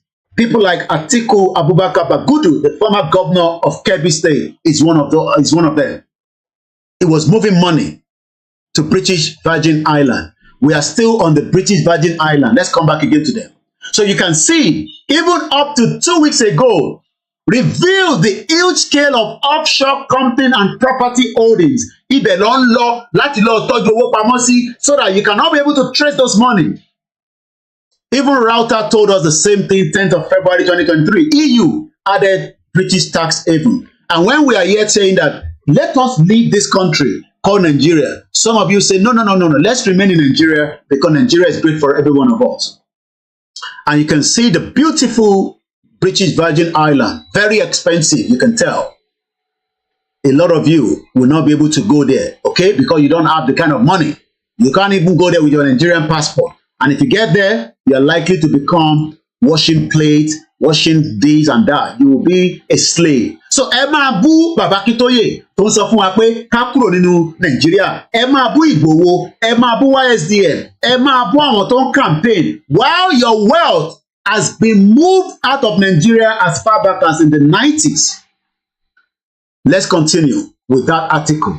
So we know now that British Virgin Island that I've shown you, I've explained to you, is one out of so many that have been used for tax haven. Our elite know all this, but they are waiting and they keep talking and talking and talking, just like they love to talk, like you can tell from this next video that I'm going to share with us as part of what I have listened to that will be of benefit. Let's listen to this. I do not own the copyright of this video. This is Channels Television, and this is one day ago when these two individuals, one campaigning for Atiku, one campaigning for this government, all they do is they just sit down there, talk, and everybody knows this talk is not going to save Nigeria, apart from many Nigerians will continue to live in abject poverty. Let's look at it. This is more where, a beautiful sister there. She's only doing her job. Let's talk about it. These are the 8-point agenda of Bola Tinubu, as we can read there: food security, ending poverty. Let's listen to her. Currently struggling. We know that fuel subsidy has been taken out. Inflation is on the increase, and so many things are currently happening. And people are wondering, how do we expect the ministers? What are some of the key in the... One of those ministers is Bagudu. I'm sure you know that. He's a criminal. Indicators that we'll be looking at here to know if the ministers are on track, excuse me, to deliver on the president's mandate of this 8-point agenda. Well, I have with me this morning two gentlemen, Mr. Anthony. These two gentlemen are still part of the Project Nigeria. One is APC, one is PDP. And when we are saying that we should go, these two, you will see their argument right now. I'm going to stand up for a few minutes, but let's continue to enjoy it. I'm coming back. Is a member of the People's Democratic Party, and Mr. Abu Andrew is a member of the APC and also a member of the Presidential Inauguration Committee 2023. Well, this is what your party, as I said, the government now being run by your party, has come up with, an 8-point agenda. And some people are saying, okay, we're looking at it, it doesn't look any different from what we've seen in the past. Precisely what is going to be new about this in terms of how they're going to be achieving this? Yeah, so first off, I think the leadership matters a lot. We all know that the president is one who is a goal-getter, and like I always tell my friends, this is like the most difficult time for anybody to be a minister in Nigeria, because they're going to really walk the talk, and from every indication, the president has reeled out, his 8-point agenda, and as ministers, everybody must in their respective ministry key into, this 8-point agenda. Yeah, we all know the situation we are in Nigeria today. And of course, it's obvious that it's going to be a very difficult job, for the ministers. But once we have the right leadership, and, I'm very optimistic that, it is going to work, for the good of Nigeria. Well, Anthony, I'm sure you must be, looking at things. You're not just a member of a political party. You're a man who has, let's say, stakes in Nigeria. You've got your businesses here, and I'm sure you're also taking a look at the political environment. You're also very invested in your state, Edo, where you come from as well. What are you hearing first from the communities where you operate as to what precisely, how they're feeling the pinch of this economy, and perhaps if they have any, are they hopeful as to what exactly would come out of government? Well, it's interesting that there's an acceptance of how bad things are. How did we get here? These are the part of the elite club. They will come and talk. You can see he's putting on a nice suit. Atiku paid him for such. Go and defend me. Go and talk about the APC is not working. And this is what the shenanigans that they want us to be talking about. They'll bring them on the TV set. Come and talk. Shout out to every one of you that have joined us across all the network. We're streaming on 1, 2, 3, 4, 5, 6, 9 channels. So in case you do not know, remember that you can follow all those platforms. One of such platforms, you'll be able to know when I am live. I cannot give a date, time of when I come live for now. But Tebati, follow all these platforms. The moment I go live, you will know that Koiki is live. Even up to the backup channel. I'm not sure why many of you refuse to follow the backup channel at Sopikwe. We are no longer coming live anymore on the koikimedia on the Star Radio Monday to Friday. For now, you will have to follow the backup channel for the live transmission. And the reason for that is because, okay, again, I don't know, this Wahala, this is too much with me, and this, I don't know why they keep appeal. You will take 24 hours to review your decision. I don't get time for all this TikTok. They just to every little thing, they're just disconnected. That's their problem, not my problem. So we only had 73 people follow the live. I think it's not 73. This is the one we did this morning. Hello, follow the backup channel. Very, very important. We have 2 backup channels, the W76 Media, and the other one that I told you is just there for the purpose only that we are preparing for something, and we are going to use it. That one, because in live, we only upload videos, and there will not be any video that is going to go more than 10 minutes or less than 10 minutes. Well, it will not go over 10 minutes. So in case you are not aware, so in case you will not see the live. You will only be watching the repeated from the Star Radio. If you want to watch it live at 11 o'clock, as long as we don't have technical glitch on the Star Radio, you will follow me Monday to Friday, every 11 o'clock. And if otherwise, you will follow the other platform, you will know when we are live. But for now, I can't give me anytime by. I know some other media does that. I am different. That is what makes us different as well. We are media, we run 24 hours. So you should be able to know when we are live if you are truly engaging with the platform, especially TikTok. That also a lot of problem with the TikTok. We're not to the video that we're just doing now. That is why I don't like showing them, the screen in front of me, because it kind of your live asset, you can't go live until 18:18. So when we go back live, I'm not going to show my screen that I'm showing. I'm going to show myself. So I don't know how the TikTok works. So that is about it. The link is there. Let us continue to make sure that we know that all this is there for our own reason. There's no point that we have a good amount of followers on our koikimedia, and we are appealing to say, hello, me backup channel is for the benefit of me and you, so that at some point, in case you don't know, you are there, you know that you are there. Even if we are not there live, we're not live there right now. So the back video in my upload, so yeah. And that's all I can say on that. So let's come back. So we've been listening to these, two, men. They're not young, that think that they can come and deceive us again about Nigeria. Mokinyegbo ni Woolwich, triple DRS. Mokiba about shit on Maumi and the rest of you that are with me on the different platform. So somebody said I should remove the picture. How can I remove the picture when that is the image of the person I'm talking about?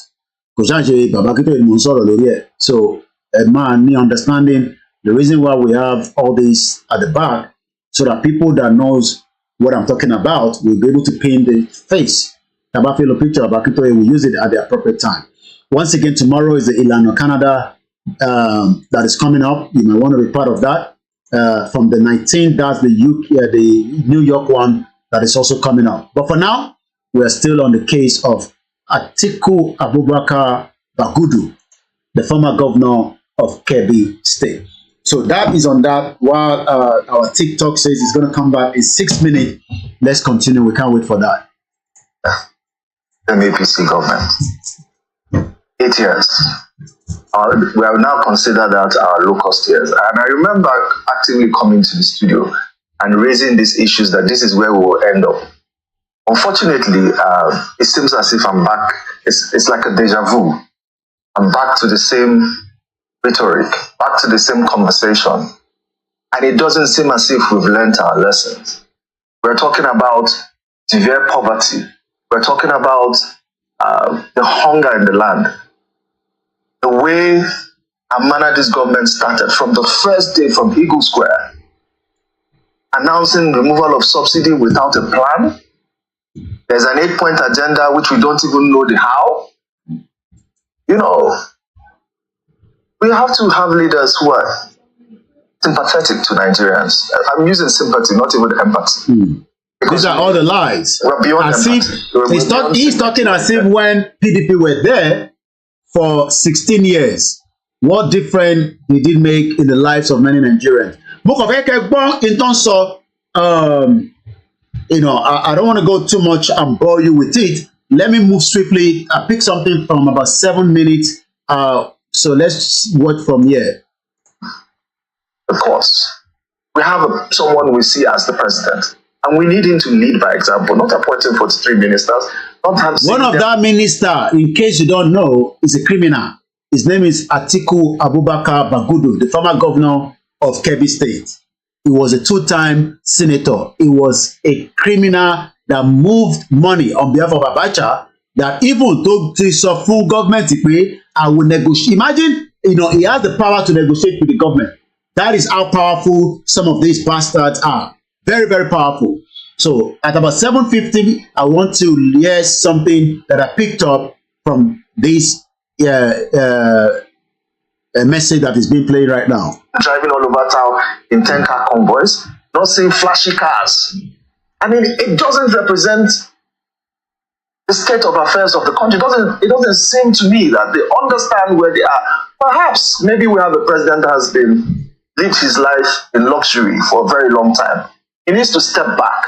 Maybe one day, enter a car that's unmarked and drive around the city center. Not even go too far. Thank you, Mr. Peter Pan. Some of the towns around Abuja. And then maybe he will get a sense of what really is going on. Because I have the sense that these guys are so protected. They have no idea of the reality on ground. Nigeria is sitting on a keg of gunpowder, I tell you. Well, we hear this all the time. Even Mwakpe was joking with him. But we be hearing this. You heard what he said. This was coming up to 7.48 minutes of this video. Then we know we've been saying that Nigeria is sitting on it, but people think that it's not going to happen. Well, maybe it's going to happen or not. Time will tell. Good evening to those of you that have joined us on the Twitter space. Shout out to those of you that are watching us on all the platforms that we are streaming on. Our TikTok has gone down, but it should be back in just 2 minutes. And it's no joke. Well, Tony, some people will say we'll be sitting on yeah, one more is going to say,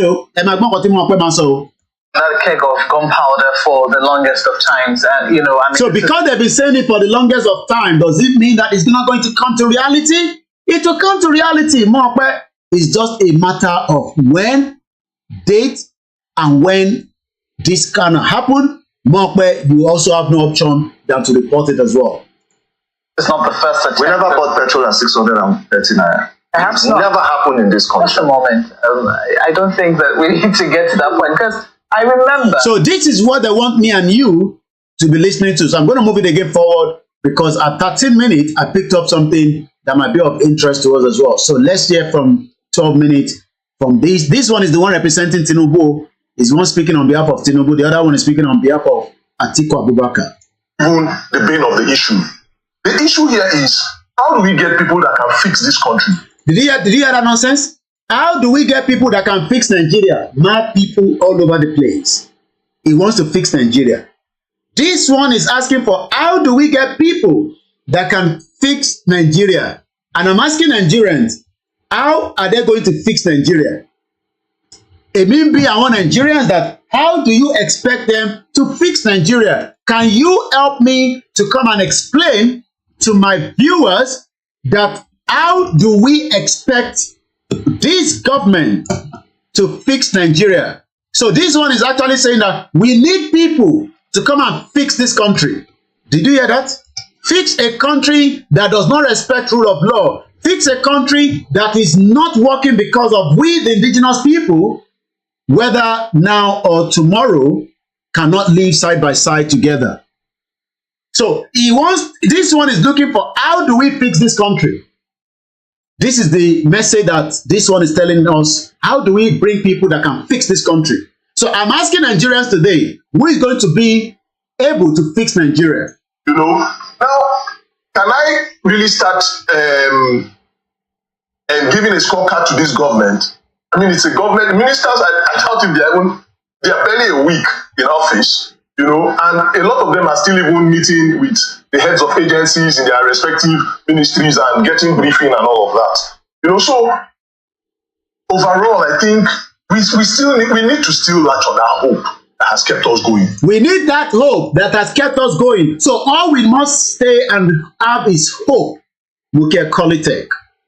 And those of you on the Instagram, Remy Official, my brother, shout out to you, sir. And the rest of you, if I didn't mention your name, shout out to you as well. It might be me. So, when somebody like Bagudu have stolen billions out of Nigeria in terms of the naira and also equivalent in dollars.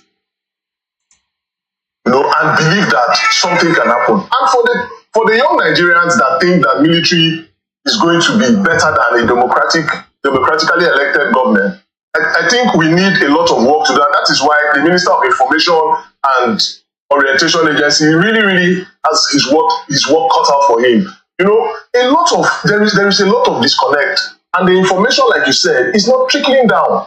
A lot of people don't even know where we are at the moment, economically wise and otherwise. You know, there are a lot of challenges.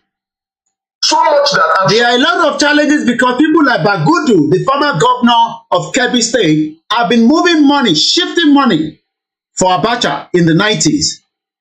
And I've been on TikTok. We had to be disconnected, but we are back again on it. And I don't have to show you the screen anymore. I just have to be putting it in front of my face, so and you can listen to the audio from the background, just like people are doing as well on the Mixer app. So government will not even say half of it, so that people don't even get traumatized and even get scared.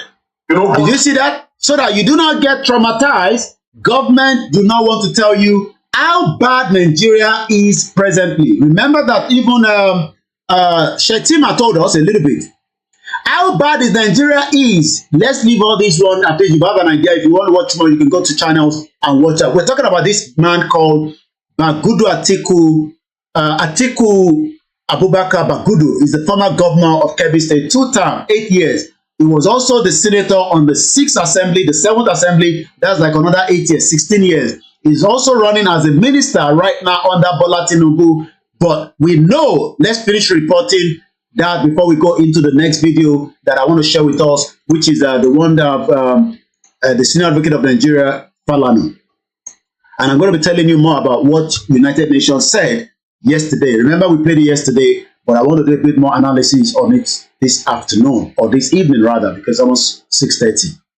Farah & Co. is a UK London law firm used also by the royal family. Used the services of a Singaporean trust company, Asia City Trust Group. This company that I showed you, this one, okay? This one was established on the 7th of July 1978, known as a financial company. But what are they financial? They were moving money for corrupt politicians like Nigerians. Politicians. So while they were moving the money from one side to the other to the administered Blue Group, which afforded the Bagudu even greater secrecy. I didn't even check the Blue Group. So which one are Blue Group? Blue like my outfit. Blue Group is a provider of marketing, leading material processing and handling equipment to carry demolition. No. I don't think it's this one we're looking for.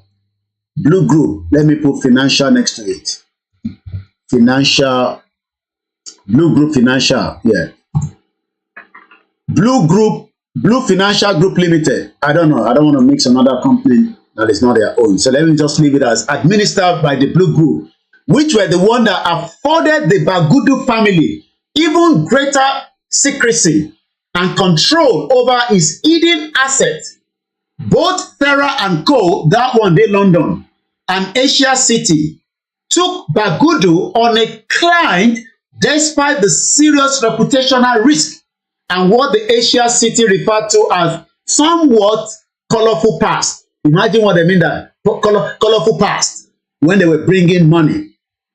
Money. Thank you so much. There's an individual that I love to use my face on his status. Thank you so much. And he's listening to me right now on the Twitter space. Thank you so much. Twitter space.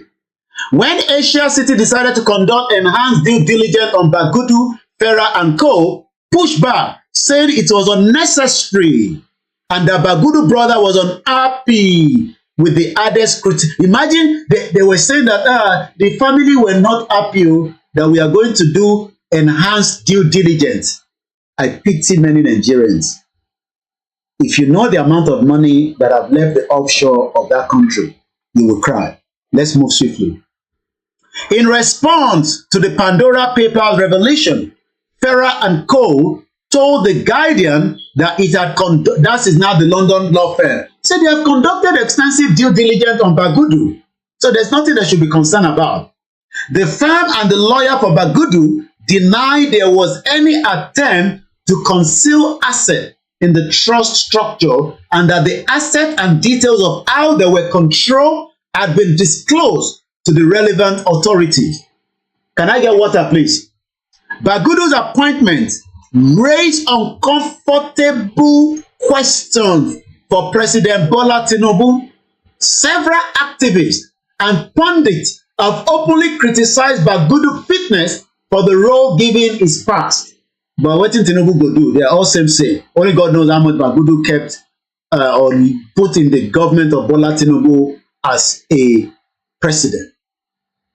Several activists and pundits have openly criticized Atiku Abubakar Bagudu, the former governor of Kebbi State and the current Minister of Budget and Planning fitness for the role given his past, including one commentator who wrote, "It is a reflection of the terrifying times we live in that Atiku Bagudu still resurfaces in the corridors of power and tries to position himself for an important role in this new administration." Even Tinubu himself, as we know, has a lot of different bags of cases. Tinubu, who assumed the presidency earlier this year in a disputed election, promised during his electoral campaign that he would not give up the effort to rid Nigeria of menace of corruption when corruption is smelling next to his house. But he is himself no stranger to controversies. allegations of corruption and questions about the source of his considerable wealth have long hung over him. In the case separate to Bagudu, the DOJ alleged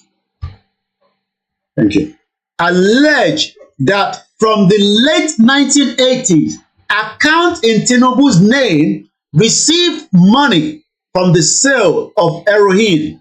He was not charged, but was ordered to fortify up to $460,000 from his U.S. bank account to the U.S. authority. That is the president of the Federal Republic of Nigeria in 1980. So Tinubu láti ní kí wọ́n gbowó yẹn padà. Wọ́n ní owó tí wọ́n fi ń ta cocaine ó lọ sínú àkáǹtẹ̀. So ó dẹ̀ ṣe kí ni ó fortify $460,000. Ìyẹn Bọ́lá Ahmed Tinubu, ìyẹn pírẹsidẹ́ǹtì orílẹ̀-èdè Nàìjíríà ti tèmi.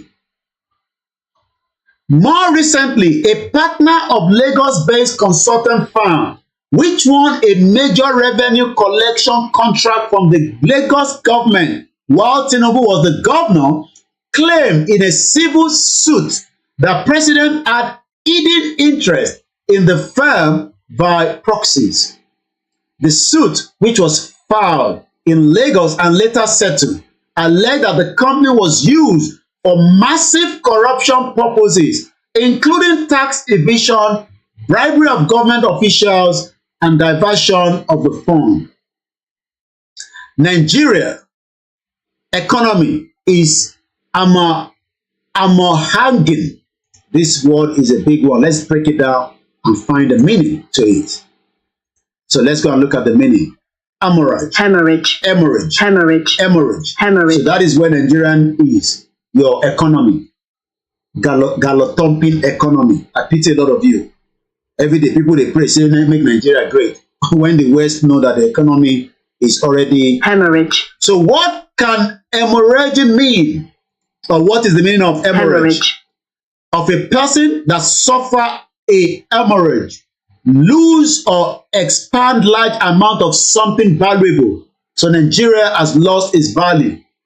But many Nigerians do not know this because the expectation is one day that value will come back. Mukim Babawa, comrade Shegun Honor says, bleeding, blood. So sometimes, you know, when you have accident, they will say go and do MRI, but in Nigeria they will look for holy water so that they can scan that brain to know that kosieje to wa clotted in the brain. It's always when people fall, when people are playing football, they drop on the floor, and when they can see that let's go and do a scan. But to do a scan in Nigeria, from what I'm told, MRI is about 70,000 naira. Say the person will never chop will go put 70,000 naira. That's why many of you die very young. The services is not there.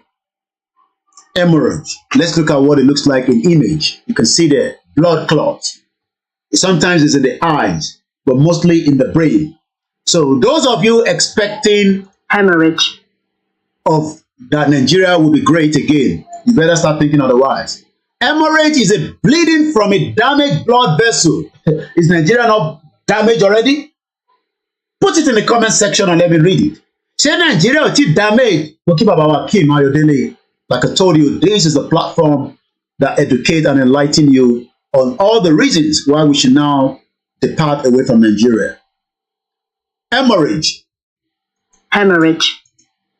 Hemorrhage is a bleeding from a damaged blood vessel. So they have actually put Nigeria as Nigeria economy is bleeding.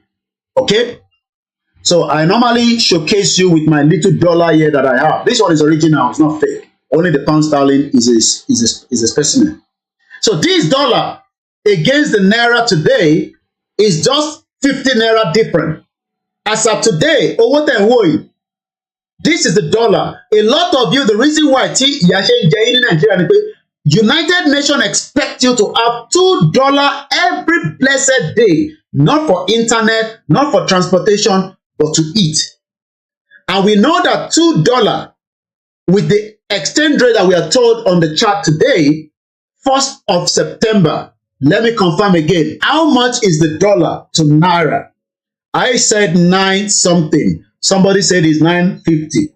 So that means give and take. I dash you now another 50 naira on top. So you need 2,000 naira every day to survive in Nigeria. Láti fi jẹun.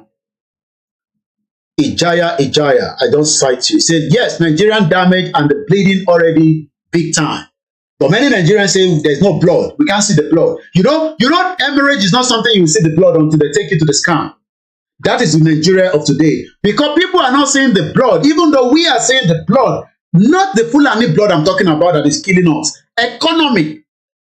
Your blood is there. But you want us to show you, Koiki, show me the exact blood. In the economy in Nigeria. You will hear that from the next video that I'm preparing for us by Femi Falana, the senior advocate of Nigeria. So today, the reason why you are poor is not because Nigeria did not have money. People like Bagudu took that money in the 90s, and I'm sure it was the sales of the crude oil. Mukiyawa Olajire Koka. They were able to use the wealth of Nigeria, and today is still using the wealth of Nigeria to survive. Ẹ̀gbọ́n kan tí mo sọ, ẹ̀rọ àpẹ ẹ̀gbọ́n tí mo sọ. Wọ́n ní Nàìjíríà wà ní ìtàn pè ní hemorrhage. Wọ́n ní Nàìjíríà wà ní hemorrhage. Ìyẹn economy Nàìjíríà. Ṣé tòótọ́ ni Nigeria economy is hemorrhage? Is Nigeria economy hemorrhage in the southwest, in the southeast, in the north, in the middle belt? You can confirm. Every single one of us know whether it is hemorrhage. But a lot of Nigerians say, no, we cannot see the blood. Because what we know that hemorrhage is a bleeding. Ẹ̀jẹ̀ tó máa ń wà lórí, whether tó bá forí gbá, sometimes and anything can happen. We are prone to, accident. Sometimes it could be in your house.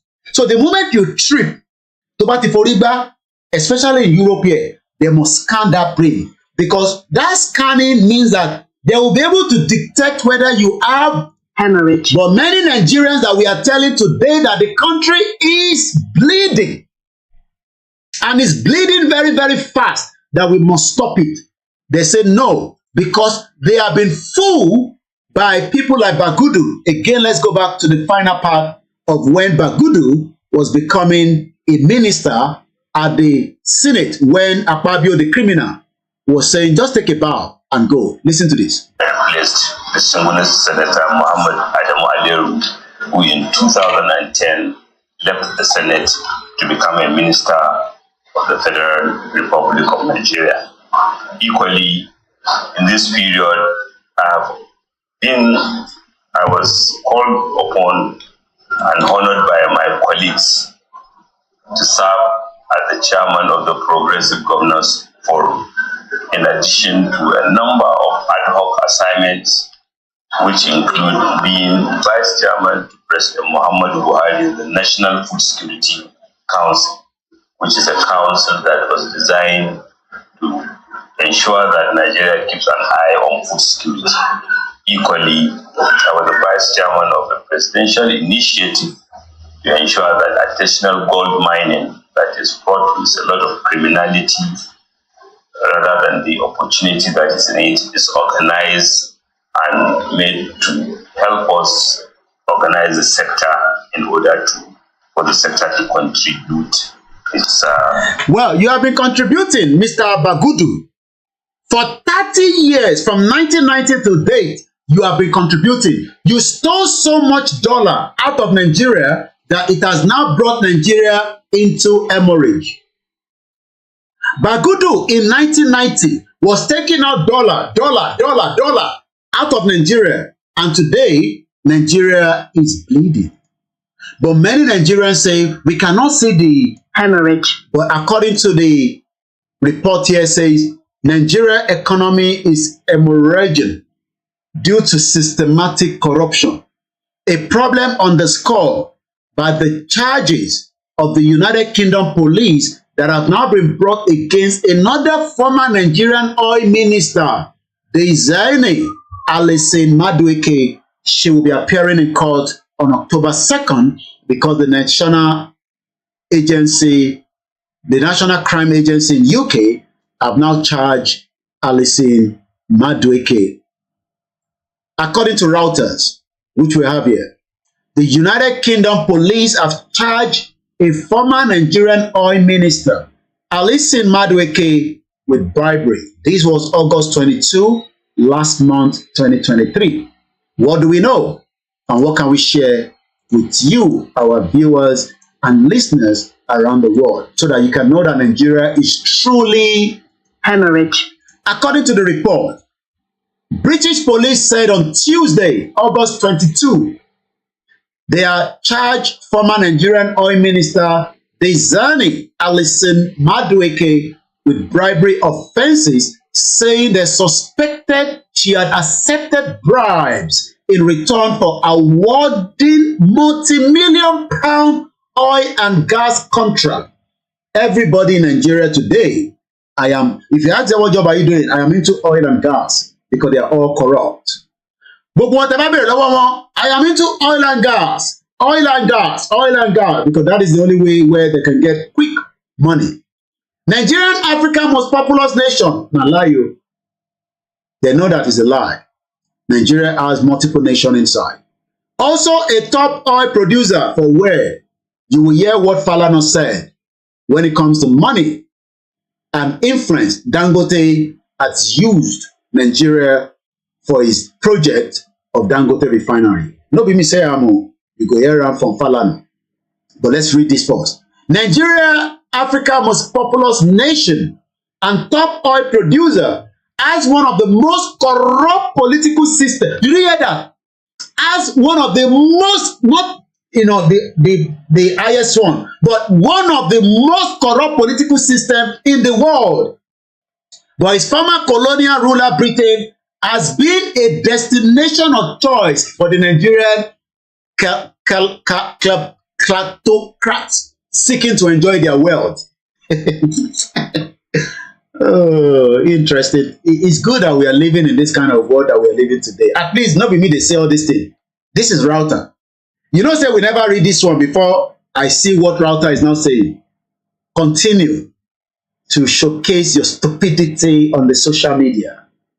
Continue to be diverted from the reality of what is going on in Nigeria, because you're thinking that you cannot see the hemorrhage. But Router is also saying the same thing. The most populous nation in Africa, a top oil producer, but also has baggage of the most corrupt political system in the world, not in Africa. That is the Nigeria that many of you want to protect and defend. So you can now see why, well, we are lucky. I can say that and I can be proud of that. That I went to get my visa inside Abuja as an interview. You, I pray, you will also get your visa by the drop-off, because I can see the crowd in Abuja and also in Lagos in multiple fold. People are trying to run away. Madepi says, even their children will give account of it when the table turns. DZ man said the United Nations sustainable goal is to prevent corruption and mismanagement on industrial scale. Politicians are no exemption who are on the UK watch list. They send London they love so much. London is a very cozy place. You have money that you have stolen, you bring it here. The UK government put their eyes away. They will even give you paper. The one way me I do 15 years. If it was a stolen money I was bringing to UK, I would have got my paper in less than a year.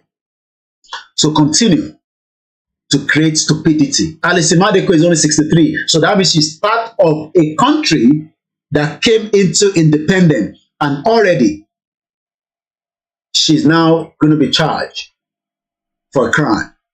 Alice Madeko, 63, served as the petroleum minister from 2010 to 2015 under the former president Goodluck Ebele Jonathan. She also acted as the president of the Organization of the Petroleum Exporting Countries, OPEC, from 2014 to 2015. We suspect this is the National Crime Agency, UK head office.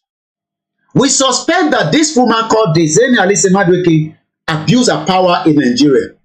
She accepted financial reward for awarding multiple million-pound contract, said Andy Kelly, at the head of the National Crime Agency International Corruption Unit.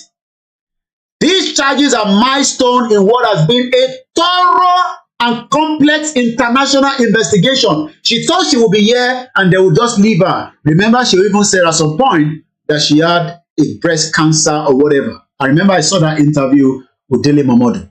I listened to Dele Momodu as well yesterday. Today, talking about Nigeria with PDP Agbada. All this waste of energy, Yoruba people.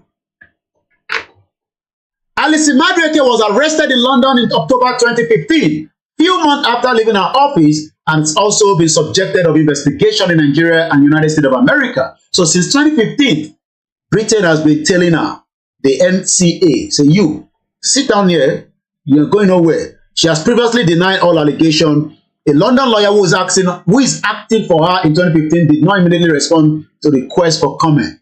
The NCA says she was currently living in St. John's Wood, up market area of West London. The same place where I go show you, say Seyi Tinubu buy house. In a time, say make her shut up. Do you know that the house Seyi Tinubu bought from Aluko? Some of you don't know that, Abi. No problem. Remember that I told you that Aluko paid for that house. They have to now do some shitty business. Sold the house quickly to Seyi Tinubu. Some say, I don't like something good. I don't like anything way good. Why I go bring Seyi Tinubu? Is a businessman. Let's continue.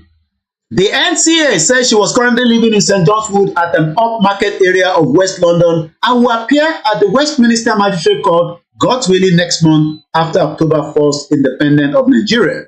It says Alice Madueke was accused of benefiting from at least £100,000, equivalent to $127,000 in cash, shuffle-driven cars, flight on private jet, luxury holidays for her and her family, and the use of multiple London properties. Charges against her are also detailed financial award, including furniture, renovation work and staff for the properties, payment of private school fees, gift from high-end designer shop such as Cartel, jewelry, Louis Vuitton, goods, according to the NCA. It added that the asset worth millions of pounds relating to the alleged offences had been frozen, and that it had provided evidence again to the U.S. Department of Justice that enabled them to recover assets worth $53 million linked to Alice Madueke. Oh, what an interesting time. All this big money, big figure is like an oxygen. Nigerian court have also ordered the seizure of tens of millions of dollars worth of assets, including properties, cars, large quantities of jewelry, gold, iPhone in a series of rulings in the recent years. News of the Nigerian charges came a month after a London court again confiscated another criminal of $130 million from a former Nigerian oil state governor, James Ibori, in an unrelated but equally high-profile case involving political corruption in Nigeria. With its highly developed legal and financial industries and lucrative property market, Britain is a global money laundering hub. No be me talk am, na router talk am. Britain, Moki Abdullahi, and shout out to those of you on the Mixella. Britain is the global money laundering hub, and the NCA Anti-Corruption Unit is part of the authorities' effort to stem the tide of the dirty money. We don't want dirty money here. So when we go again to the other criminal one, London judge ordered confiscation of $130 million from the Nigerian ex-governor, Ibori. Hey, dollar, this dollar. Imagine, I only have $3 in my house here, but we're talking about millions of dollars right now, and Nigerians are living in languished poverty, left and right. Money that should have been used to develop your road network, your hospital, infrastructure. Look at Ibori there, he's still defending that money. Remember, we saw Ibori as well with Tinubu, even from what we were told last week by Sarah reporter that Ibori is trying to get a soft landing for Emefiele. Let's read this quickly as well before we now play the video of the senior advocate of Nigeria, Femi Falana. London again, never ending in London. July 29, according to Reuters, Britain will seek to confiscate 101.5 million pounds sterling, also equivalent to $130 million from James Ibori, a former Nigerian state governor who abused his office to get rich and launder millions in Britain and elsewhere under a court order issued in London on Friday. Ibori, who is in Nigeria, shoulder to shoulder with Bola Tinubu in Asoro, said he would appeal, this is not my money, what you mean say you won't confiscate them, against the confiscation order, one of the largest imposed on an individual in the recent British legal history. You now think that they respect you as Nigerians, Omugo. You can see why I lambast some of you, especially you come and write nonsense, comment on my timeline. I will abuse you and abuse your father and your mother, because these are money that should have taken care of us as Nigerians in the back home. If Ibori has used that money, maybe I would have been living in Delta as long as it's safe, it's security, there's electricity, there's freedom of speech. But bastard people will come and talk nonsense with their Teten Kobo, MTN. Where we're talking about millions. Do you know what is 100 million pounds? 100 million pounds. Do you know they say this kind of case is the largest imposed on not on corporation, but on individual in the recent British legal history. So we dey top everywhere we go. And then we talk to educated people. Let us come back together, sit, discuss, work out how we can take down and move away from this nonsense. No. All they want to do is go on Channels Television, go on TVC, arise, and that's what they want me to be doing as well. To be talking. The largest imposed in British legal history. That means they never come across this in the legal history of UK. Ibori, the next step will be to take my fight to justice to the Ibori is still boasting, a criminal. He's boasting the money will not be his own. The money belongs to Deltans and also the state.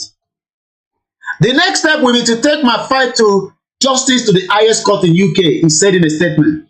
Ibori was a governor of the oil-producing Delta state from 1999. Again, remember, 1999 is when everybody started from that corrupt money that they've stolen. I don't know whether Ibori was able to steal money before he became governor. How he became the governor, we don't know. Maybe people like Bagudu supported him, funded him. Me, I don't want to be governor. Ibori, you won't be governor of Delta State. But when you get there, you must start giving me commission. You know that state get oil.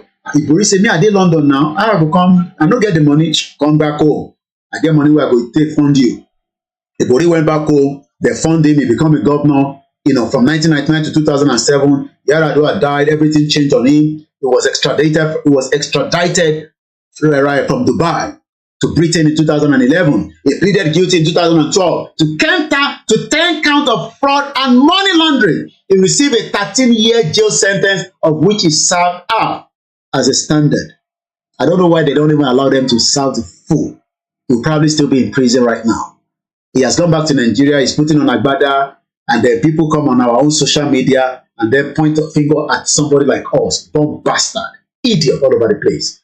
When somebody like this took out millions of pounds to Ecoship and Fanny, stated the case was hailed as a landmark in the fight against, again, corruption in Britain, a global money laundering hub, and in Nigeria, where self-enrichment by the ruling elite has been one of the main factors holding back development for decades. They look for development if they come. They look for that development. It's coming very soon to you, okay? That development is getting closer to you. Development that you all are waiting for is getting closer. Let's go on this and I'll come back again. My name is Olami Koiki. Koikimedia, bringing the work closer to your doorstep.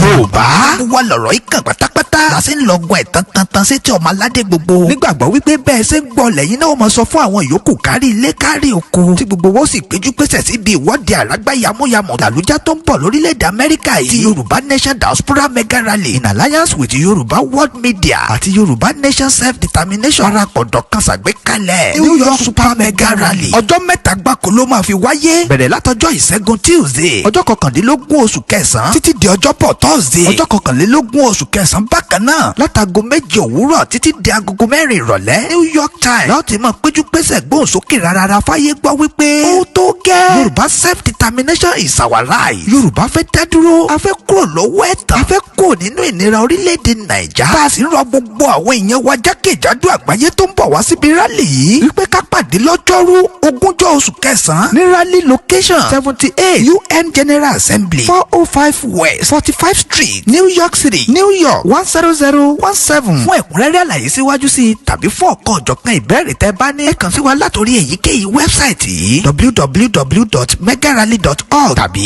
www.yorubaworldmedia.com ó sì lè jẹ́ www.ysdm.org bákan náà ni ẹ lè pè tàbí kẹ́ fi àtẹ̀jíṣẹ́ sọwọ́ sí Prophet Ayọ̀délé Ológunlolúwa lórí +1 803 846 1116 Mrs Jùmọ̀kẹ́ Ògúnlẹ́yẹ lórí +1 347 703 7819 Dr Sabi lórí +447 440 715 542 Mr Gani Alágbàlá lórí +1 713 875 3339 koikimedia lórí +447 594 050 979 Ìyálóde YSDM lórí +447 442 177 677 Mr Abiodun Ojo lórí +1 347 301 8360. ẹ má gbàgbé wípé a fẹ́ kí gbogbo ènìyàn tó bọ̀ lágbàáyé ti wà ní sẹpẹ́sẹpẹ́ ní venue lọ́jọ́ Wednesday 20 oṣù kẹsàn-án lọ́jọ́ tó jẹ́ dídé gan láti sọ fún gbogbo ayé wípé ó tó gẹ́. sọ̀rọ̀ sókè lọ́dẹ̀ yóò fòmìnira wa. ẹ jáde wá ẹ jẹ́ ká lọ kọ́nà sọ̀rọ̀ sókè lọ́dẹ̀ yóò fòmìnira wa.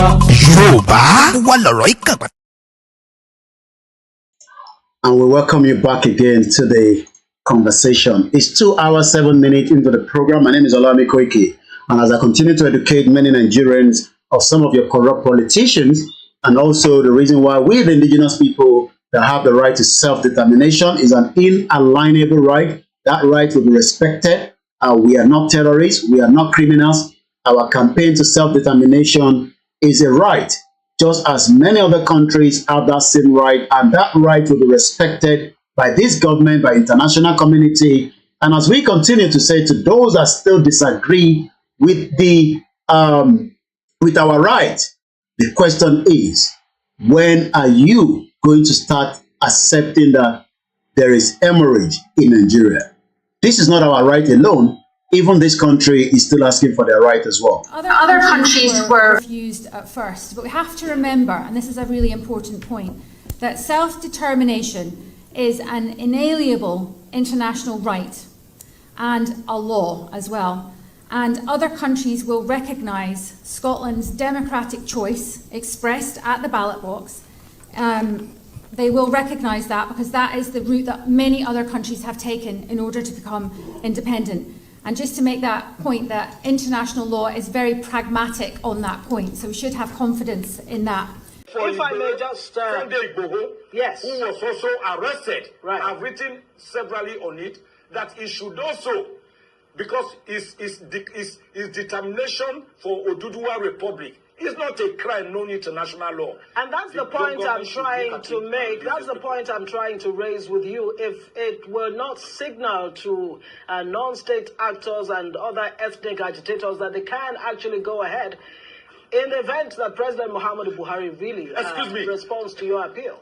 Excuse me. Yeah. You and I, we are living in Nigeria. You are talking about harmless people who are not armed. Are you not aware that in this country, some Boko Haram, some people accused of Boko Haram were released and traded for others by way of a quid pro quo? They say, okay, release some of us, then we will release some of your detained citizens. Are you not aware that that has gone on in this country? So what is the bad precedent of saying a non-violent person should be released from detention, from illegal detention, a detention that the United Nations has been found to be illegal and to be unconstitutional and to be torturous? I do not see anything that is setting any bad precedent there in a situation where, as a matter of fact, some Boko Haram and armed bandits are being released in exchange for some of their members, where kidnappers are demanding from parents of children they have kidnapped to buy tarodo, tatache, tomatoes, vegetable oil, palm oil, uba, to buy salt, to buy rice, for them, beans, yams, for them to feed their children so as to keep them alive, to enable the parents pay ransom for them. What is the long precedent here that we are just saying release, find a political solution by going through the tenets and the provisions of the law? I do not personally see anything wrong with that at all, and there's none that I know of. And I cannot see it leading to any floodgate or any resurgence by other people coming to say, criminals coming to say, oh, you must also give me reprieve. It does not happen that way. How many Nnamdi Kanus do you have in Nigeria? And how many Sunday Igbohos do you have in Nigeria? These are people who have carried the specter of their people on their heads, and they have become a metaphor for their self-determination struggle. Impediment to Yoruba development is the impediment to Odua development. Without Nigeria, we won't be where we are. 1962, we were far ahead of South Korea and North Korea. We were far ahead of China even. We had television before France. We had radio before South Africa. Now look at where we are today. I think it's a shame that even any Yoruba man can be talking about restructuring at this point in time. What are we restructuring? This country that is already shot to pieces? I don't think that's what we want. But they are always talking about giving Nigeria a chance. The patience of Yoruba with Nigeria has come to an end. If you don't allow we Biafrans to go, that zoological republic called Nigeria will be a worse place than Somalia. And today it is happening. And if you have not applied for your Somalian visa, please try and do so. Should I say Somali visa? Try and do so as quickly as possible, because the zoo is on the path of destruction. And there is nothing man can do to reverse it. Mark today's date and what I'm telling you. Nigeria will be destroyed beyond human comprehension.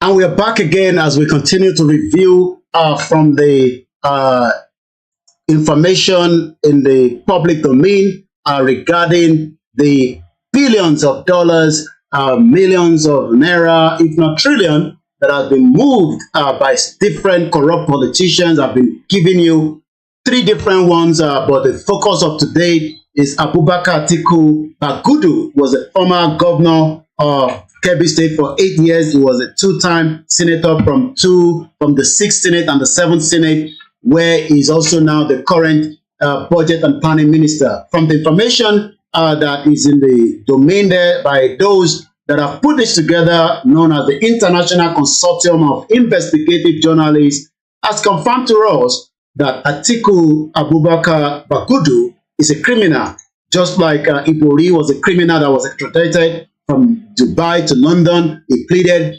13 years, he was sentenced, he is now back to Nigeria, and as we speak right now, Ibrahim is still trying to fight £100 million confiscation in the UK. Also next month, 2nd of October, the Zeni will be appearing at the court. So the question I'm asking again before we move now to the next video is Nigeria not hemorrhage? Are we not saying that Nigeria is not hemorrhage? Is Nigeria already hemorrhage? Hemorrhage is a bleeding from a damaged blood vessel. Many things can cause hemorrhage inside and outside the body. Many things have caused Nigeria to where it is today, and Nigeria cannot survive it. Yes, it might not go down straight away, but it is already floating. And that is also some of the headline there, as I'm going to be moving away from Atiku Abubakar Bagudu. Sorry, not Abubakar, Atiku. Yeah, Abubakar is also his name anyway, Bagudu. And also, you can see from those headlines there, Now, as we move away from all these, now let's listen to one man that we might say is standing for the people and is also doing his own best to continue to tell Nigerians about many atrocities. It's a 32-minute video long. I will not be able to play all the 32 minutes. I will start with probably the first 5 minutes. I think I've highlighted a number from 22.17, but let's start with the first 5 minutes so that Ale Poini, the understanding of what, again, remember you can go on our website where you can be able to donate voluntarily, not to the Yoruba Nation movement, but to the koikimedia as a media organization, as not just myself that asks for donation. Even here, you see that they have the donate button. Those are the international consortium. So when we say donate, we're saying that it's a voluntary. Donate to good journalism. Many independent media like ours depend on you. Trust has never mattered more. Thanks to your support, we continue to provide accurate, independent news, calm explanation. That one I'm not too sure. You know, sometimes I'm not calm when I'm doing my explanation, but when I want to be serious, I'm sure some of you can see it in my presentation. And when I don't want to be serious, you can also tell. But especially when somebody come and put nonsense comment, because we are here to also interact with you. We are not like a robot where you are putting your comment and we don't want to read about it. I am not the other media, the mainstream one in Nigeria. We want to relate with you. That is why we allow you to call into the program. We read your comments. So when you come and put comment of nasty, that means that you will also go back home with baggage of, curses, especially when somebody like me knows the amount of money in this country.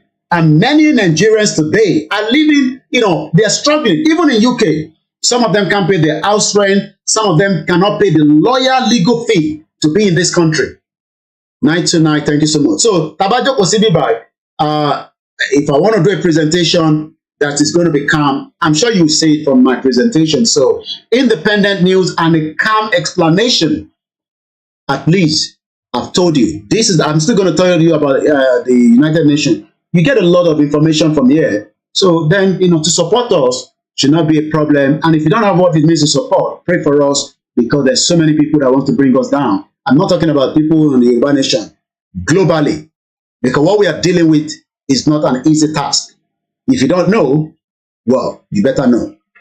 You can rely on us. Quality journalism can help us make critical decisions about our lives. What I'm discussing right now is a critical decision. Yes, we don't want to fight each other as Yoruba people, but this is a critical decision that we must all hold firm, because it's got to do with our lives. It's got to do with our health.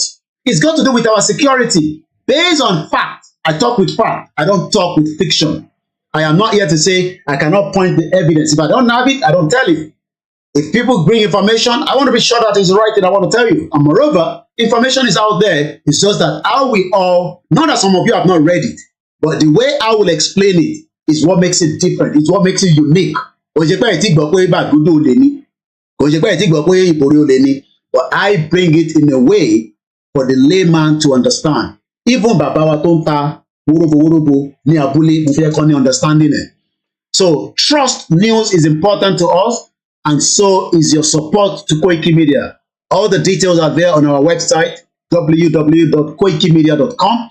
We have a Naira account, it's a First Bank. We have a PayPal, which is Musa Kalam 1. Don't make it up.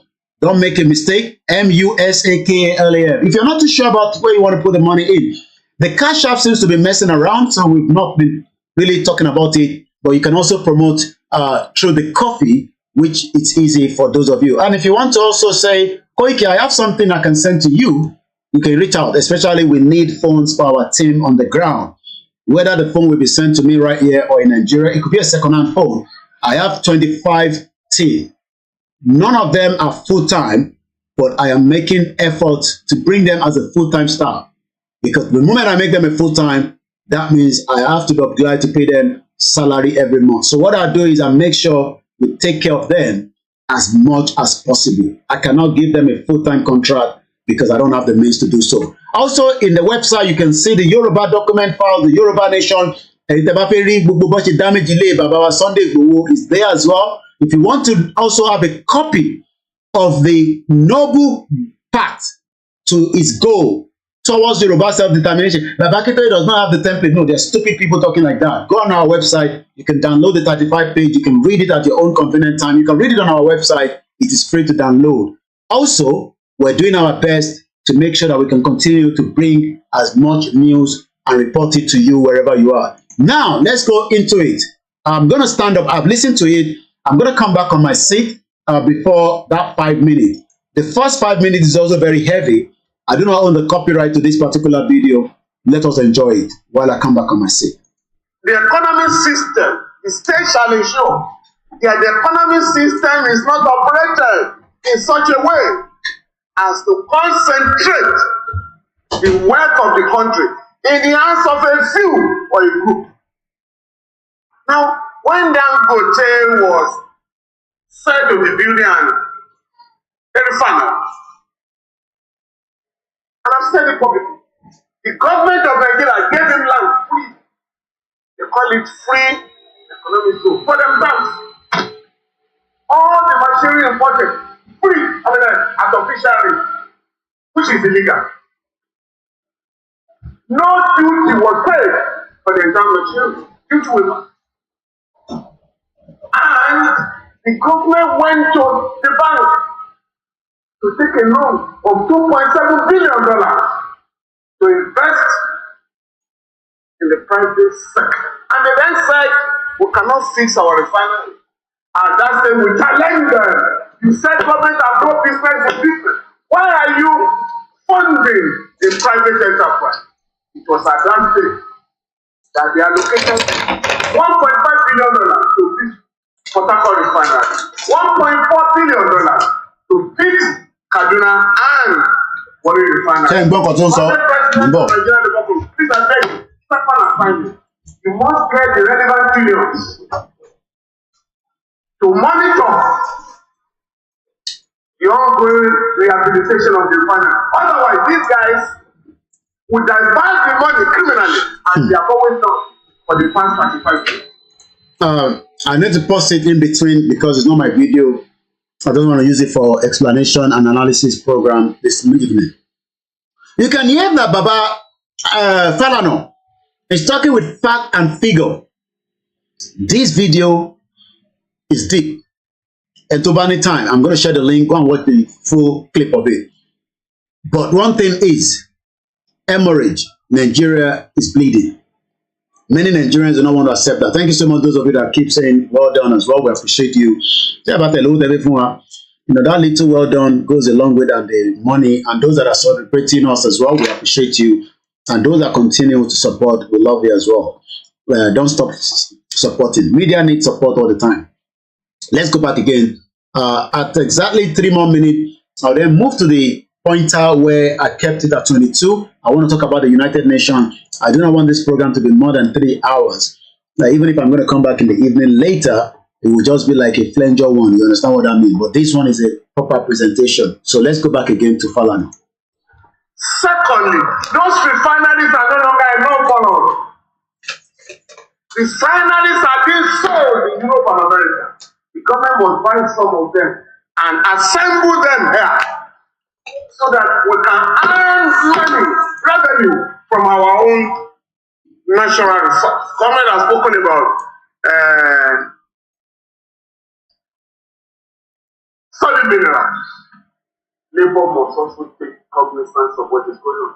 They give licenses to individuals to go and mine and pay a pittance to the government. Sometimes you don't pay anything. I'm running a case where the government says don't pay for 5 years what encourage you from one block where they're mining gold in Elisha. And the company will make 500. Did you hear that? From one block where they are mining gold in Elisha, in Yoruba land, government say don't pay anything. Just keep mining and give us percentage. $1 million in 1 year. No tax. No tax? But the poor are asked to tighten their bread even when they are dying. Mm-hmm. Now, the second point, We may be gathered here discussing democracy. Democracy is under threat in Africa. Very serious. I'm sure you know what happened yesterday. You know what happened last month. And it's going to continue. Well, there's no apology about it. I can predict with mathematical effect the next country very close to us that will experience improvement. Where a man currently suffering from dementia who has been in fact since 1982. What did he do yesterday because of what happened in Ghana? Let me change the commander of the army. You are deceiving yourself. There was a coup. Attempted coup in 2019 in Gabon. The guy survived, but you know what happened? Yesterday, he also suffers from stroke and dementia. He didn't know where he was. He said, I don't know where I am. But please help me. That is what they have reduced Africa to. You needed to have seen that guy when there was very instructive meeting going to Europe to meet about Africa. Afro summit. The guy couldn't walk. And none of his colleagues in the club of African dictators, African Union, none of them will say, gentlemen, why don't you resign and let a functional person take over the affairs of your country? This guy had shown since 2009. With the wealth of that country, he couldn't establish a hospital. Okay, let's come back into the conversation. My name is Olami Koiki.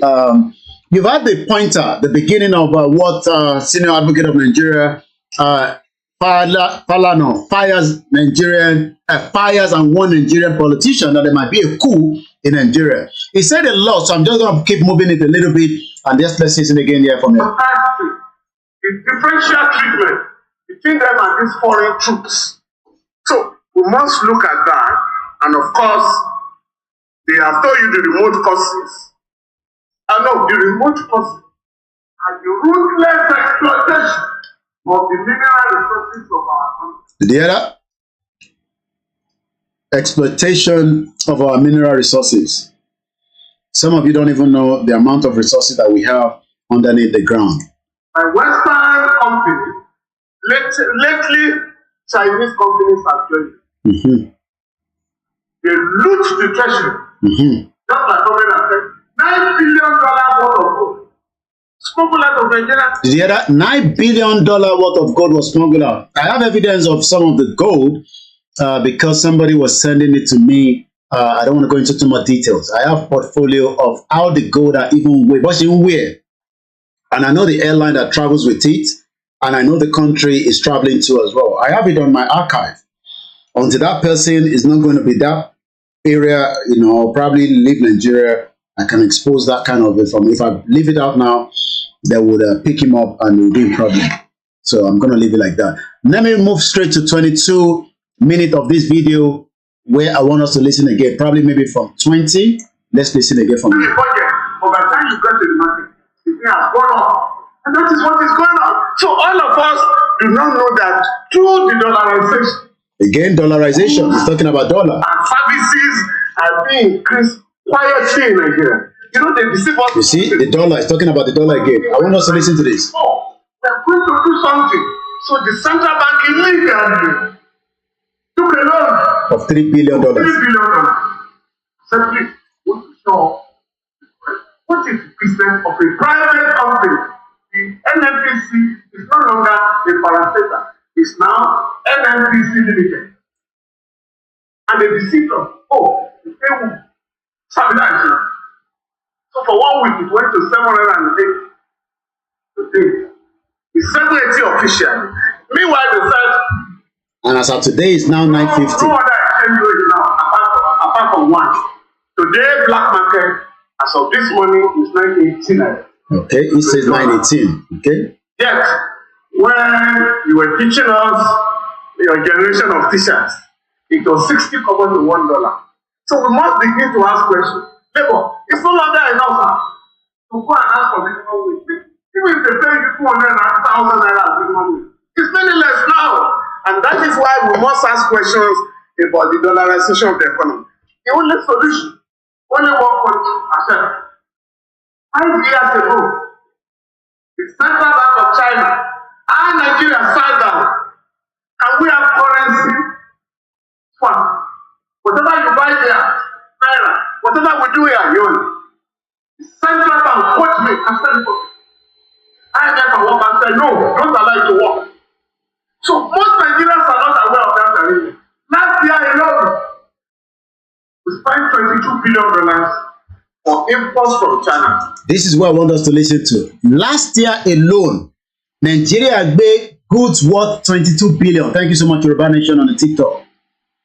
Last year alone, 22 billion ni importation Nigeria. So, and the question is, how do you want to survive in a society like this? I'm going to leave this for now. And I think how much minute do I have?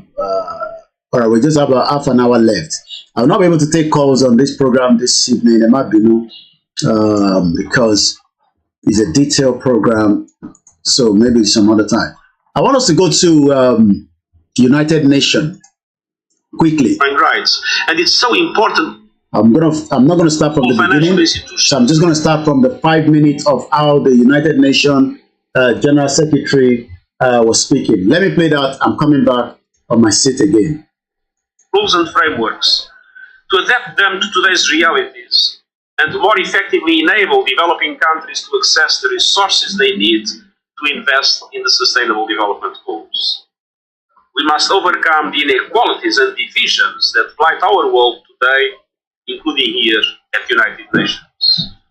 Unless we act now, the Sustainable Development Goals could become an epitaph for a world that might have been. This issue is vitally important to the G77 and China. At their summit in Cuba, I will focus on getting the 2030 agenda back on track, using science and technology for good, and ensuring that the multilateralism delivers for all countries. I look forward to engaging with global leaders at these 4 very different summits before the world comes together for the opening of the General Assembly of the United Nations in New York.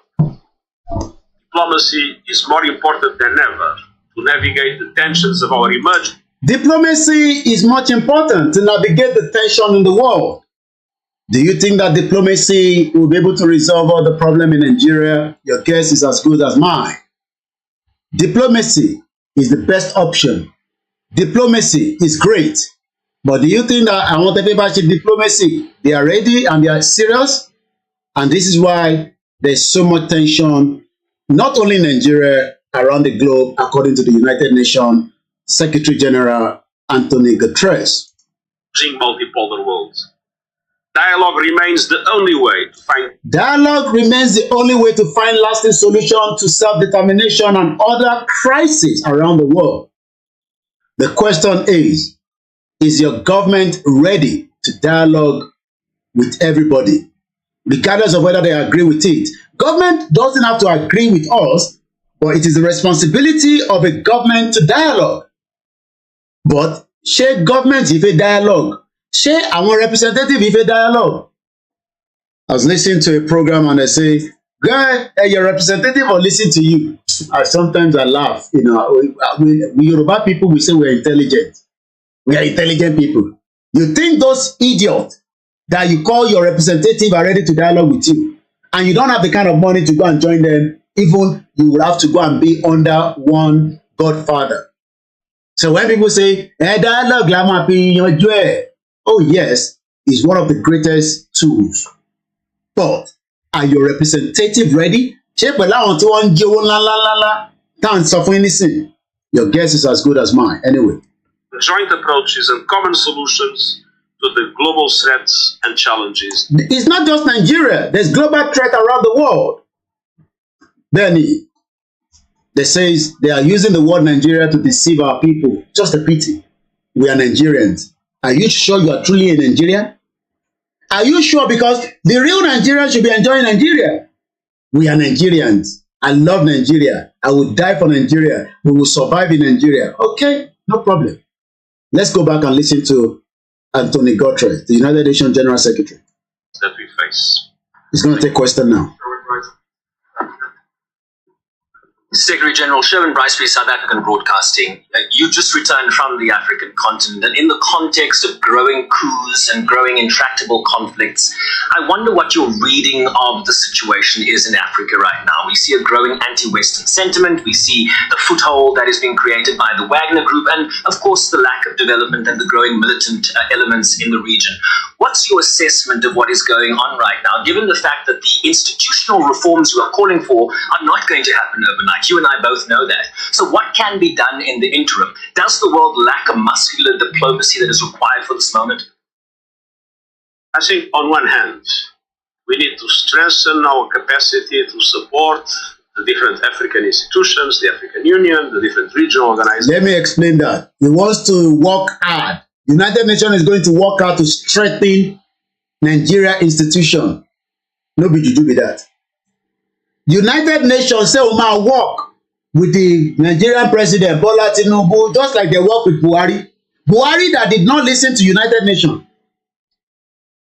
May would they play, as some people will also tell me. Buhari that could not listen to the United Nations human rights on Nnamdi Kanu, some other cases. Maybe Bola Tinubu will listen, I don't know. So you can see that, you know, the world wants diplomacy and dialogue, but in reality, it does not work like that. But does not mean that it is not worth trying, which is what Yoruba people are still doing right now. As in try, using the roots of diplomacy and dialogue for our campaign and our right to self-determination. So when you hear the United Nations Secretary say, General Secretary saying, we are going to work with government in Africa. Which Africa is he talking about? Because I don't know whether, you know, Africa that I mean, which part of Africa? Because Nigeria is definitely not one of them. Organizations in their diplomatic efforts to bring peace, stability, and democracy to the African continent. How are we going to get democracy? Where democracy has been torn apart in Africa. The United Nations General Secretary says we must work to bring them true democracy. But at the same time, we need to create the conditions to allow the Africans to address the root causes of the problems they face. The root cause of the problem for him is developmental. Nigeria is not developed. How is he going to develop when somebody like Bagudu took out billions out of Nigeria during Abacha? Ibori took out billions. There's any allegation there. So Nigba will never read the true Africa development that everybody is waiting for. How much time do we need to wait? I am already in my 40. How old are you? You ask yourself. You don't have to put it in the comment section. And you know, to wait for that development that they are talking. Not that they are not skimpy, you know, project. You know, the project, you know, we've seen how the states say they're trying. We are doing development there. There's just no money. But when the money was there, they were stealing it. People think it's about Fulani that is attacking us in the bush that we're talking about. We're talking about the United Nations is saying the reason why there is all this problem is. And the most dramatic of those root causes are in the lack of adequate development. Lack of development is right. Because when we go back and look at what, Comrade George Akiola, and shout out to my mom once again, and Muki Ugoyi, new entrant to our program. Once again, it's Happy New Month to each and every one of us. Barika Jima is another Good Friday, and we look forward to the Sunday as well. This is the development that this man is talking about here. Impediment to Yoruba development is the impediment to Yoruba development. Without Nigeria, we won't be where we are. 1962, we were far ahead of South Korea and North Korea. We were far ahead of China even. We had television before France. We had radio before South Africa. Now look at where we are today. I think it's a shame that even any Yoruba man can be talking about restructuring at this point in time. What are we restructuring? This country that is already shot to pieces? I don't think that's what we want. But they are always talking about giving Nigeria a chance. The patience of Yoruba with Nigeria has come to an end. If you don't allow we Biafrans to go, that zoological republic called Nigeria will be a worse place than Somalia. And today it is happening. And if you have not applied for your Somalian visa, please try and do so. Should I say Somali visa? Try and do so as quickly as possible, because the zoo is on the path of destruction. And there is nothing man can do to reverse it. Mark today's date and what I'm telling you. Nigeria will be destroyed beyond human comprehension. So when we talk about there's no development, yes, the United General Secretary is right. But when are we going to see this development? Because we know that even the president of Federal Republic of Nigeria, Bola Ahmed Tinubu, says it is not going to happen overnight. Development is a central objective if we want to create conditions for peace and stability in Africa. And that is the reason. So that means if there's not going to be development, there will not be peace in Africa. Talk about to see development, you will never get the peace that you are asking for. And that means there'll be more problems and crises as well. Why it is so important to advocate for the SDG stimulus. Well, it's easy to say SDGs. We have 17 of them. So we're going to leave that. And I have the last video that I promised you, which is the documentary I watched by the DW. This one. Very, very powerful documentary. It's just, I'm going to fast forward it. You know, all they're discussing right here is got to do with Russia, army, armed against Putin, NATO in the Baltic Sea, the importance of water. You will understand that their language, especially I want to interview. So I'm going to play a little bit. I might move it back and forth before I come back into my full screen. Once again, time for this government to lift the embargo on our father, Oloye Dr. Sunday Adeyemo Igboho. Igboho has not committed a crime. He must be free so that he can have his freedom. But this is the democracy that the United Nations is talking about that is not going to happen. Let's play this. On the seas. Ключевое здесь – это возможности военно-морского флота. Our Navy is capable of responding with lightning speed to anyone who wants to encroach on our sovereignty and freedom. Успешно, с честью It executes strategic tasks successfully and honorably. нашей страны и в любом районе Мирового океана.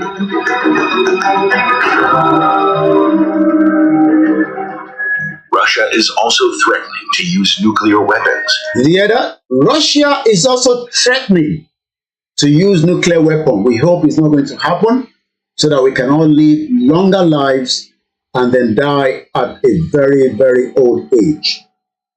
The tension between Russia, NATO countries, and America is not dying down or is not dozing down anytime soon. It's still escalating. That could easily reach every city in Europe. Did you hear that? They have a nuclear weapon that could reach every city in Europe. Under the water, Russia can destroy the whole of European country. It's a fact. German TV, Lucia documentary. Russia has the power. Maybe not on air and land, but under that water, they will destroy every European country with their nuclear weapon.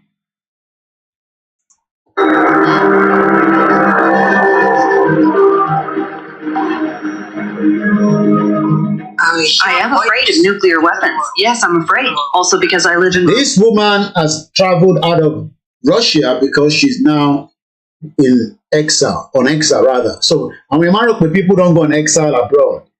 She can't live in Russia because her life is a threat. Just like some of you say, come back home, because you know coming back home is not going to be good for some of us. Come back home to do what? She's still outside Russia and she's still talking. If she has gone back to Russia, she's likely to have been taken out. Berlin, what use?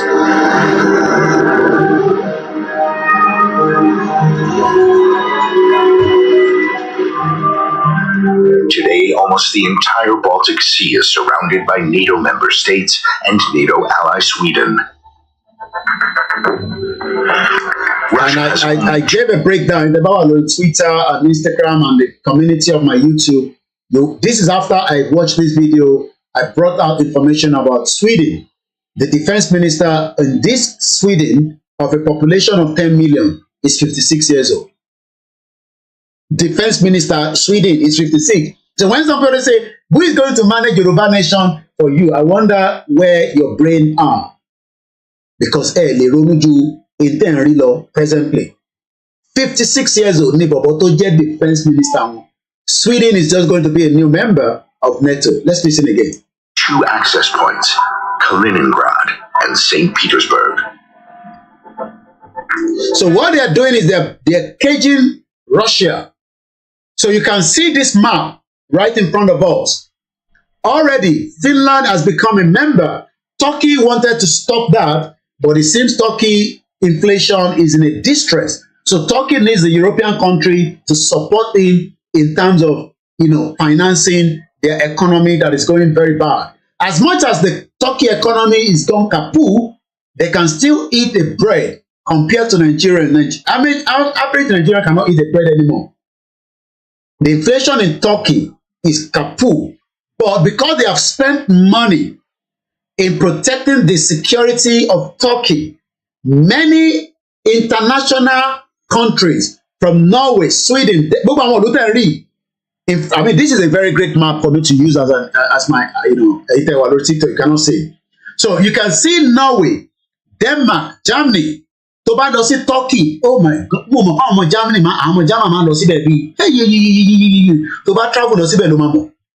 Wọ́n kún bẹ̀ bí ẹrú, kí ló lọ ṣe níbẹ̀? Wọ́n lọ ṣọlidé because owó tó fẹ́ mú lọ sí Turkey, ó máa fún wọn ní more money. If Nigeria was a country that have prepared for security and infrastructure, all this country would love to come to Nigeria because we have the good weather, we have the Zamfara forestry, even in the north, they have a lot of places.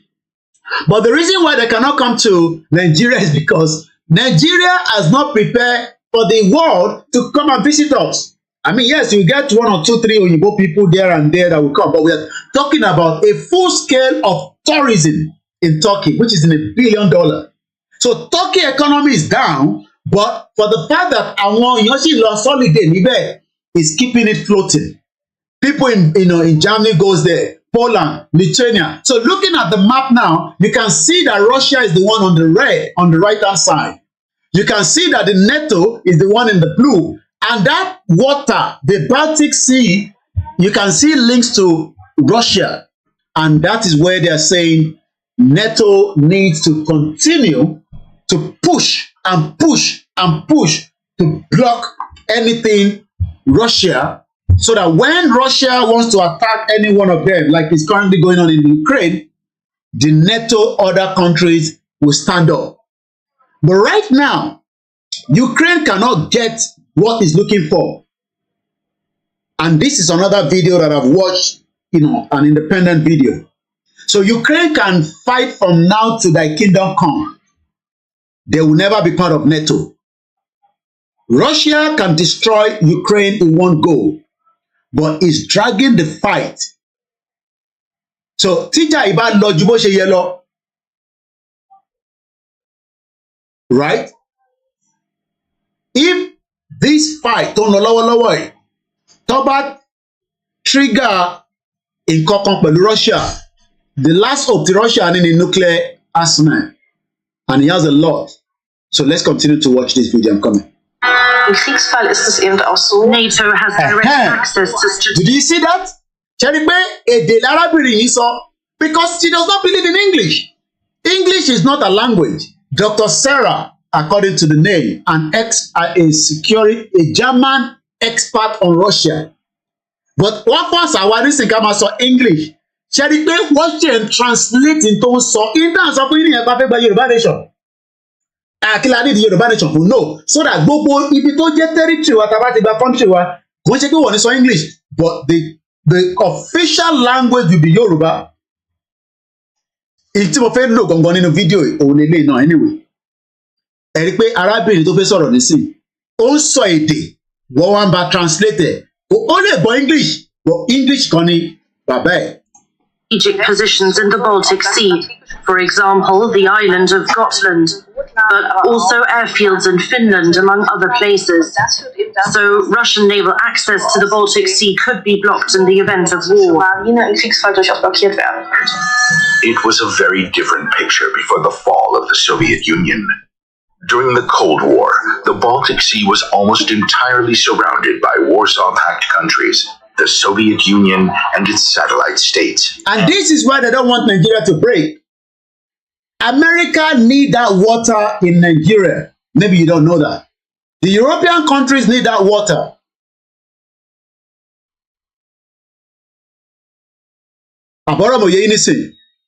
They need that water.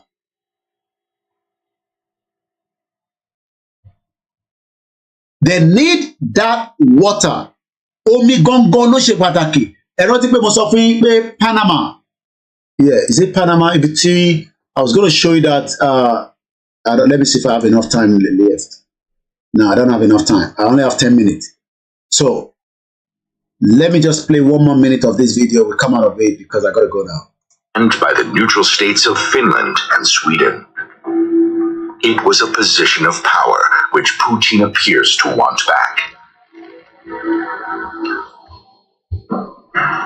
But today, the de facto balance of power on the world's oceans is undeniable. NATO has 16 aircraft carriers. Russia has 1. NATO has 13 helicopter carriers. Russia has none. NATO has 135 frigates. Russia has 11. NATO has over 2,000 military ships under its command. Russia has just under 600. But Russia's underwater... This is where I want us to listen to. But Russia underwater capability. What people wonder. Why do you think they need our waterways? Our waterways is important to the West. If you lose your waterway, that's the end of your territory. You no longer own that territory. You are just a citizen of that territory. Russia has the capabilities and they are formidable. They can destroy all European countries under the water. Water capabilities are formidable. The country has more than... The country has more than 40 nuclear power submarine. 40 nuclear power submarine. No one over Russia. 40 nuclear powered submarines. Around 10. And around 10 are armed with nuclear weapons. And they are moving every now and then underneath the water. America, our European country, and you will see whether Russia will use it. Armed with nuclear weapons. Russian leadership thinks of Russia as of superpower. And this guy as well is a Russian security that have to go out of Russia on exile in Germany for his own life. Only reason why it can be considered to be a superpower is the fact that its nuclear arsenal is biggest of... Did you hear that? The biggest arsenal Russia have it. All except for the United States. Apart from the United States. So I'm going to leave that video, at least you've had a bit of understanding of why I wanted to show you that and share that. I did talk about it at the beginning. I am just about 7 minutes to the end of my program. I hope you've enjoyed the time spent with me. Thank you so much to all our contributors on the comment section. Those of you that came in and went out again. And many of you that stood for the 3-hour session of our lecture on the koikimedia, bringing the world closer to your doorstep. Yoruba Nation is non-negotiable. Yoruba Nation is the best. As Nigeria corrupt politician, would love to keep you together. Mo kí gbogbo ẹ̀yin tí ẹ fetí sílẹ̀ tí ẹ bá wa gbọ́ ní alẹ́ yìí. Mo wá kí gbogbo ẹ̀yin bàbá wa tí ẹ ń bẹ káàkiri gbogbo ibi tí ẹ bá wà. All the elders of Yoruba, we greet you. All our kings, we say Aki gbogbo àwọn kábíyèsí. But one thing is, yes, we must continue to find, a solution to this campaign, especially as more of our elite are thinking that they can work with Nigeria, new government, maybe for good reasons, or maybe just because some of them wants to make a bit of extra income. And that means they want to put their services. Yes, Tinubu will try to work and fix what he can fix in Nigeria for maximum 4 years to start with. By 2027, Tinubu will be coming out again to ask for your vote. I'll come back again, and after this, I'll be preparing to end my program. Moki Ugwale Nkonsi.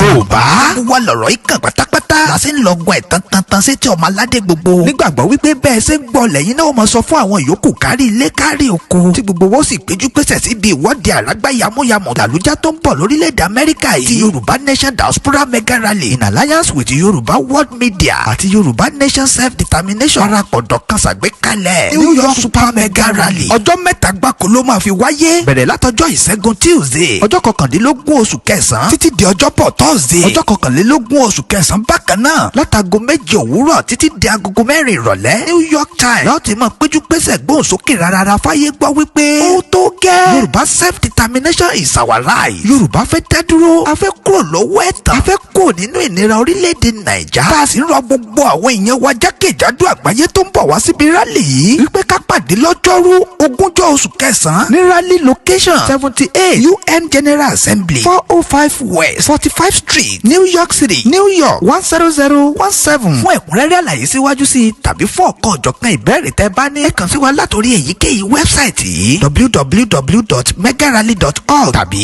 www.yorubaworldmedia.com ó sì lè jẹ́ www.ysdm.org bákan náà ni ẹ lè pè tàbí kẹ́ fi àtẹ̀jíṣẹ́ sọwọ́ sí Prophet Ayọ̀délé Ológunlolúwa lórí +1 803 846 1116 Mrs. Jùmọ̀kẹ́ Ògúnlẹ́yẹ lórí +1 347 703 7819 Dr. Sabi lórí +447 440 715 542 Mr. Gani Alágbàlá lórí +1 713 875 3339 koikimedia lórí +447 594 050 979 Ìyálóde YSDM lórí +447 442 177 677 Mr. Abiodun Ojo lórí +1 347 301 8360. ẹ má gbàgbé wípé a fẹ́ kí gbogbo ènìyàn tó bọ̀ lágbàáyé ti wà ní sẹpẹ́sẹpẹ́ ní venue lọ́jọ́ Wednesday 20 oṣù kẹsàn-án lọ́jọ́ tó jẹ́ D-Day gan láti sọ fún gbogbo ayé wípé ó tó gẹ́.